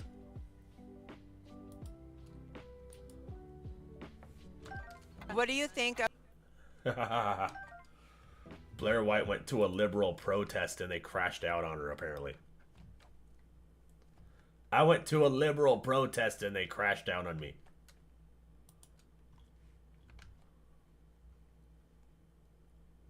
What do you think about... With her social bullshit, just for the record. What social bullshit? Social bullshit. Oh, my whole existence? That's just a silly argument. Okay. We're done. Why? I swear, dude, they're all paid. All the protesters are paid. That's why they don't want to talk to the media or any sort of fucking anybody, because they don't know what the fuck they're talking about anyways. Look at my stalker, the fake security guard, which is illegal, by the way. That's a whole ass man. What the fuck? That was a dude. Why? Look at my stalker, the fake security guard. It's just one of those. Is one of them. They're they them's. Which is illegal, by the way. Queer and trans people are being targeted. The Black Lives Matter sidewalk in Washington, D.C. being like torn out of the ground. Well, I can't believe the hypocrisy, this joke of a reality TV show we call America. So what do we do? This guy is tweaking like something fierce. Like this motherfucker just did a line of meth. Do that. CNN. Let me get your phone number. That's the move. Ew. Ew. Fucking ew. Hey guys, welcome back to my channel. Today we are in Austin, Texas, as you can see in the background at the Capitol, at the largest anti-Trump protest of Trump's second term. I don't actually know what this one is about, other than just this one is discussing hating Trump and being paid to be here by George Soros, but let's go see what's going on. Okay, so can you explain the sign? Well, I'm originally from Germany, and you know the history of Germany under Hitler in the 1930s. And we were... Oh, dude. Oh, shit. I kind of forgot Blair White exists until she's brought up. I love Blair White. She pops up on my feed every now and then. Going down the exact same path now under Trump. Well, I can't believe the hypocrisy, this fucking joke of a fucking reality TV show we call America. Dude, he can't even stand still, dude. He is tweaking out like hardcore. What does his sign say? Love is our only hope. And he's got an Among Us character on it. Oh, no, wait. That's fucking that Japanese brown monster guy. I forgot his name. So what do we do then? CNN. What do we do then? Like, what's the move then? What's the actual move? The action. Baby. The move is let me get your phone number. That's the move. You know what I'm saying? Like, what else we gotta do? Girl, we're all gonna die soon, so let's make babies. So do you want to? Oh my god. Oh, Tank Top dude is weird. Yeah, dude, he's fucking weird. He was like, we're all gonna die anyway, so let's make babies. He's talking to a trans woman, dude. What the fuck? Explain the sign. That's what brought me over here. Self-explanatory. Elon is a problem and needs to go. Paid protester. Paid protester. They literally bust these people in. They bust these people in, give them signs, give them a sheet of paper with stuff to say, and then they say that shit. Okay. So you want him like fully deported? We can't really. He's here legally, but they're deporting legal people anyway, so sure. Okay, so first off, let's read your sign. Make America anti-fascist again. Okay. So what would you say is your overall purpose for being here? What inspired you to come and protest? Generally, did you hear the earlier speaker who said, you know, trans people are the canaries in the coal mine of democracy and human rights? Did you hear that speaker? No. So when we start to harm the most vulnerable people in our society, we all need to stand up. So nobody's coming to grab me off the streets and disappear me right now, but they're disappearing people who... Are you worried about that? Me? I'm worried about, yeah. What do you think about... With her social bullshit, just for the record. What social bullshit? Social bullshit. Oh, my whole existence? My whole existence? Girl, you're ugly as fucking old. What are you talking about? Anyways, do you think it's a good thing that he saved the astronauts from space recently that were stranded there? No, that was... Why? Not necessary. We could have gotten them back. They waited for him. For, whatever you call it. To get good press for Elon. Well, Biden waited because he didn't want to give Elon the W. Well, that may be. Dude, they don't even give a fuck. I don't know enough about it, but no, he wasn't necessary. Okay. I just feel like you could give him just 1 + 1, even if you have 10 minuses. I mean, come on. We have to come together. It's like he... Dude, she will not give props to Elon no matter what. He literally saved 2 astronauts. He saved astronauts. He saved their lives, though. It wasn't necessary. Yes, it was! They were stuck because they chose to keep them there until Elon went and got them. Not Oh my god, this bitch is insufferable. necessary. They're stuck. She will say anything to prevent giving Elon Musk a win. Oh yeah, you just keep them up there. It doesn't matter. They're not. It wasn't necessary. If it wasn't necessary, then why hasn't NASA gone up there and got them yet? Why did they rely on Elon? Why did Biden be like, no, you know what? No, don't go up there and get them. Stuck there for like a year, though. It wasn't necessary. But why? They can't survive up there forever. I understand. He's They not had to the be saved. only person who can go to space. That's just a silly argument. Okay. We're done. Why? Hey, your personal data was stolen 9 months ago.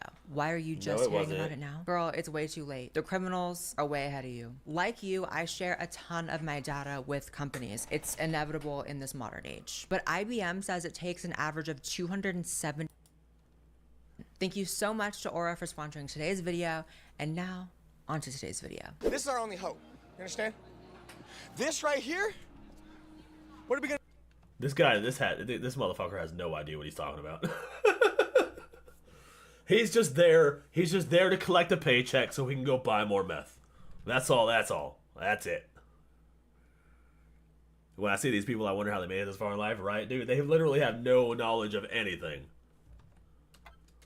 What are you gonna do? When we have executive orders saying that there's only 2 genders when that's just biologically not true, then that's a problem. We can't be having laws that are based on fiction. You gotta be fucking shitting me. What the fuck? You can't have laws based on fiction. There are only 2 genders. What kind of sci-fi is this? Can we educate people on how many there are? How many what? Genders. Genders? Well, I am not a medical professional, but yeah, lots of there's She's coked up or some shit. way more than 2, and I can't speak as eloquently to many people about that, but I can't. See? They fucking don't know how many genders there are. They just know that there's more than 2. Oh, okay, well, there's just some abstract number of infinite genders that you could be. What the fuck, dude? People will literally make up genders on the spot. No, we need some type of outline here. We're like, no, there's this many, and that's it. There's only 2. Speak as eloquently as many people about that, but yeah, there's if you want to find the biological facts, it's possible. At least it was a week ago. Right. What would you say is the worst thing? Like, if you had to nail down one thing Trump's done since the second term has started, what's like the worst thing that really brings you out here? If you have to nail down one thing. One thing, he's still breathing. I'm going to say checks and balances. Whoa, what? They're dismantling the rules of the Constitution. If the shooter was here in Texas, that some bitch would be dead right now. Because where he got shot, yeah, one little second. No, I'm just. Wow, dude. These people are literally justifying Trump's assassination. Just out in the open. They don't give a fuck. They're like, yeah, kill him. Whatever. That is insane. Cut that, I because think I'm that just kid was being- set up. I honestly do. I thought it was MK Ultra. But who did it though? MK Ultra. Government sanctioned mind control. Oh, right. Yeah. Because they've separated so hard, faggots, blacks, Jews, Democrat, Republican. All they have to do is cut the power and we'll just kill ourselves. All they gotta do is cut the power. Take away internet, take away electricity, we'll kill ourselves in a month. There will be 30 million dead. Easy. I'm telling you. You don't think this is real? It is. People have lost their motherfucking mind. Like me. No, you're just on meth. So That's just what's what the it is. shirt about? That motherfucker is tweaking. He is on meth, some type of amphetamine. There's no way that motherfucker's just a normal, sober guy just jumping around like that. Just what it says. Make racism wrong again. Racism has always been wrong. See, these people are just delusional. He's got the spirit, I'll give him that, right, dude? What do you think is happening that's racist that we need to stamp out, like right now? All the illegal immigration that's going on. I know, we cannot have illegals in this country. It's fucking insane. It's insane. I'm coming off the benches. I didn't expect to have to march again, but I'm here today to march for... Is that a pussy hat? Yes, pussy hat. I made 12 of them for the last march. Oh, you made them. Okay, amazing. What is the... gross. What's your biggest fear within the next year? Our biggest fear within the next year is that we will become basically like Russia. We will lose all our individual freedoms, the freedom of speech, the freedom of free markets, the freedom of our education. Basically, unless you are exactly what Trump wants you to be, you will no longer be free. The oligarchy. What? So yeah, so basically, if you're not exactly what Trump wants you to be, you're being sent to the gulags. Everybody in the gulags, single file line, chop chop, into the gulags. Don't worry, the vent is just for the mustard gas. That's where we're leaking the mustard gas. He has little dick energy. If you have to say you're rich that often, we know what you got going. Queer and trans people are being targeted. The Black Lives Matter sidewalk in Washington, D.C. being like torn out of the ground, and just the symbolism behind all of that. Obviously, I have strong feelings about abortion rights. So, Yeah, what's the sign say? Well, so it says free stuff, take it if you'll use it, and consider donating money to the National Network of Abortion Funds. And then on the back, I have Ralph Wiggum plus Mr. Burns equals Donald Trump. Here's the problem, is that we have a bunch of oligarchs we don't even see, okay? Jeff Bezos, Elon Musk, George Soros. Yeah, these guys, I mean, they're big problems. This is their grand plan. They've been planning this since the 50s. You know, they've been in all these think tanks. Let's take over. We're taking over the world. We're gonna, you know, put women back in their in the kitchen. We're gonna do this. We're gonna do that. Y'all have no rights. It's all white men, white race. You know, hell, Hitler and all that shit. What would you say is the worst thing, if you had to nail it down to one thing? I know it's hard. One thing that he's done so far in office during the second term that you're like, this is the worst one. This is the worst thing. This is the peak. The worst thing is when he started attacking our allies, and when he pulled the support of Ukraine and sided with Russia. You're from the Pride event, right? Oh shit. Please don't engage. Please Why do not though? engage. It's a public place. We're talking to people. I know. I'm just advising. I'm not. But you're Oh shit, see? They're all organized by the same shit. They're all organized by the same shit. This is literally the same dude from the fucking Pride event. advising them not to engage with us. Correct, Amundo. For what? You know why. Do not engage This with them. Please don't engage with Look them. how crazy this person is. Yeah. This is a fan of mine. Get away from me. Dude, I think we watched this on stream. Why are you still following me? Do you identify as a bully? Oh my god, trust me, I'm a conservative. Yeah, everyone hated you. They thought you were psychotic. Anyways, have a nice day. Oh my god, my stalker's here. Look at my stalker. The fake security guard, which is illegal, by the way. Which is illegal. Fake security. Were you on? Are you like famous? Known. No, I mean, it's a weird word, but sure, yeah. You are? Yeah. Were you on Joe Rogan? Yeah. Yeah, nice to meet you. When I was a little kid, I joined the military. I did 8 years service in the Army. I'm saying good conduct, great. When you were a little kid? Huh? When you were a kid? No, hold on. I'm not done. Wait, when I was a little kid, what you talking about? That's what you said. Bro, see, dude, this motherfucker is tweaking out. He doesn't even know what he's saying. You said when you were a little kid. I'm like, I don't know they let you join as a kid, that's all. You meant like 18? No, because I don't remember what I said, really. But hey, what I'm trying to say is, look, we don't have time for this crap. We're done. What would you say is the worst thing about Trump's second term so far? The worst thing? There is no one worst thing. The fact that it is the worst thing. Yeah, it's chaos. It's What? The fact that it is the worst thing. Well, guess what, bitch? He won the majority vote. He won through the power of democracy. All 7 swing states. absolute chaos. Elon Musk is the richest man in the world, and he has funded the Trump campaign for a very long time. So billions of dollars have been funneled into the Trump campaign by the billionaires, the oil executives who gave Trump $1 billion during the campaign. You give me the money and I will do your bidding. It's all geared towards oligarchy. They have no idea what the fuck they're talking about, dude. And there's way more billionaires supporting Trump and funneling money into him, dark money that we don't even know about, than ever has happened under the Democrats. Do you think we should condemn George Soros? Not necessarily. Oh! Why not, bitch? She's literally the Democrats' biggest donor. George Soros. I am not for big money in politics, period. Politics belongs to the people. It's the people's voice. It should never belong to the billionaires influencing votes. Okay. Yeah, I was just like confused because like he funded the protests today.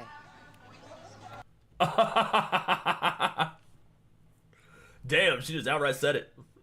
The worst thing about these is that these stupid people still exist. Right, dude? They're all brainwashed, bro. This is literally like the bottom of the barrel of our society right now.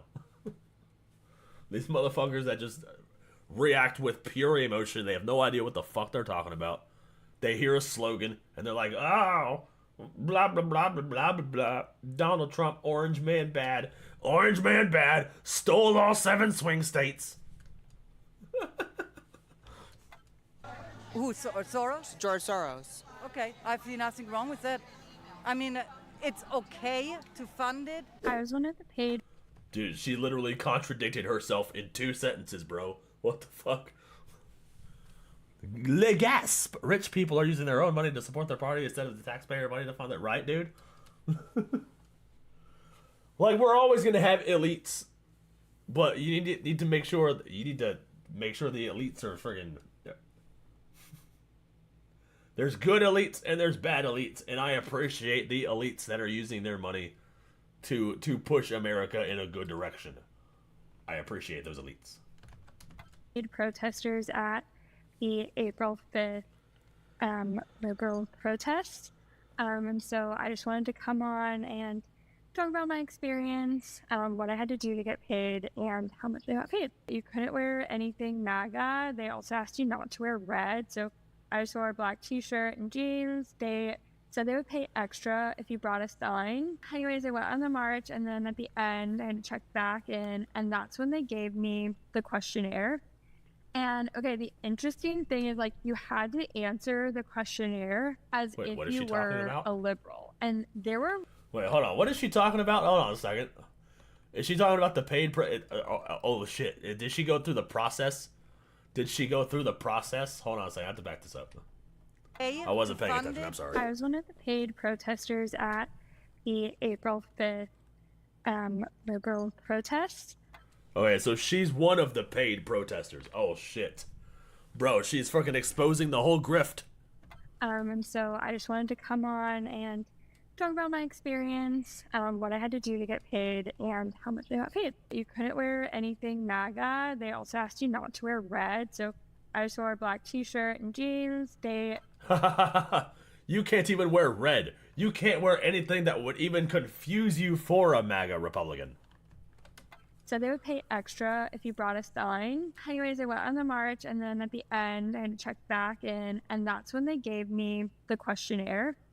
And, okay, the interesting thing is, like, you had to answer the questionnaire as if you were a liberal. And there were right and wrong answers. That is wild, dude. I got paid $100 for going to the protest. So what do you think is... You only got paid $100? It's just $100? These people are making $100. She probably got paid more because she got this sign. She made the Lil Dick Energy sign. She brought her little smug face and her nose ring pierced. All ready to fight the oligarchy. What is the worst thing Trump's done so far in office? Well, as a PhD in microbiology and molecular medicine, I think defunding any of the multiple NIH grants that several of my friends and colleagues are still on doing critical research on vaccinations, on communicable diseases, on cancer. I think that is absolutely going to have effects for many, many generations to come.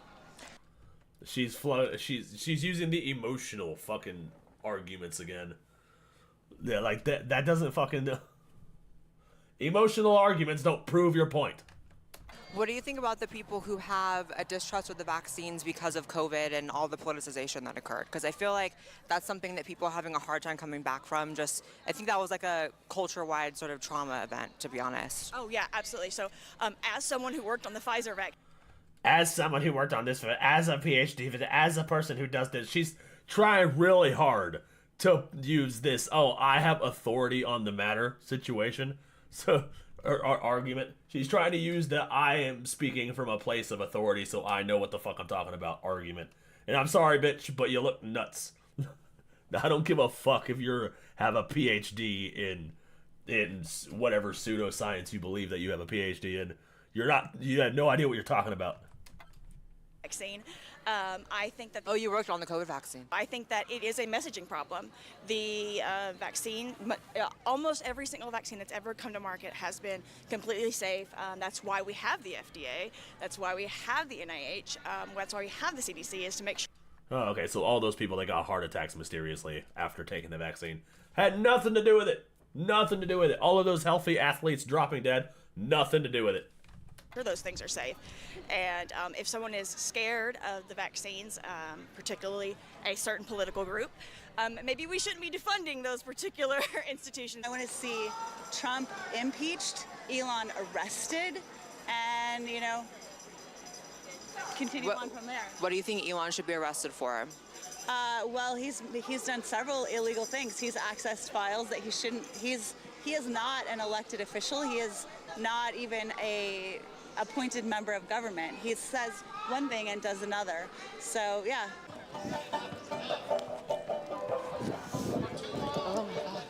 Is there anything you're particularly afraid of for the rest of the term? Particularly afraid of? Yeah, I'm afraid that they're going to use any opportunity to, he's going to call out martial law. There's way bigger things to worry about. Wait, so were the drones, hold on, were the drones in December drones or UFOs? You know what's so funny? Trump said he was going to tell us what they were, but he didn't. Douchebag. Hold on, he kind of ate with that one, I have to say. He should have told us. He should have told us. And I'm done. He kind of ate I'm with that one. actually done. I was actually shocked how aggressive that one was. I was shocked to see the stalker again. Shout out to all the stars of this video. We're gonna pour one out for each of our dead homies. The first is the transgender grandmother who stalked me yet again. To the woman whose makeup was drier than the Sahara but had the nerve to critique mine. Shout out to the man who kind of ate, right? He chewed, he nibbled. Follow me on X, Instagram, follow my podcast channel, and I'll see you in the next video. Bye, guys. Bye, Blair. Gotta love Blair White. She's a national treasure.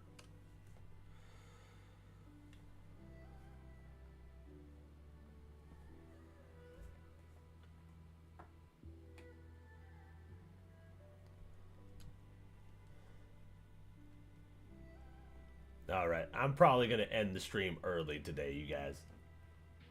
Gotta go take care of some things.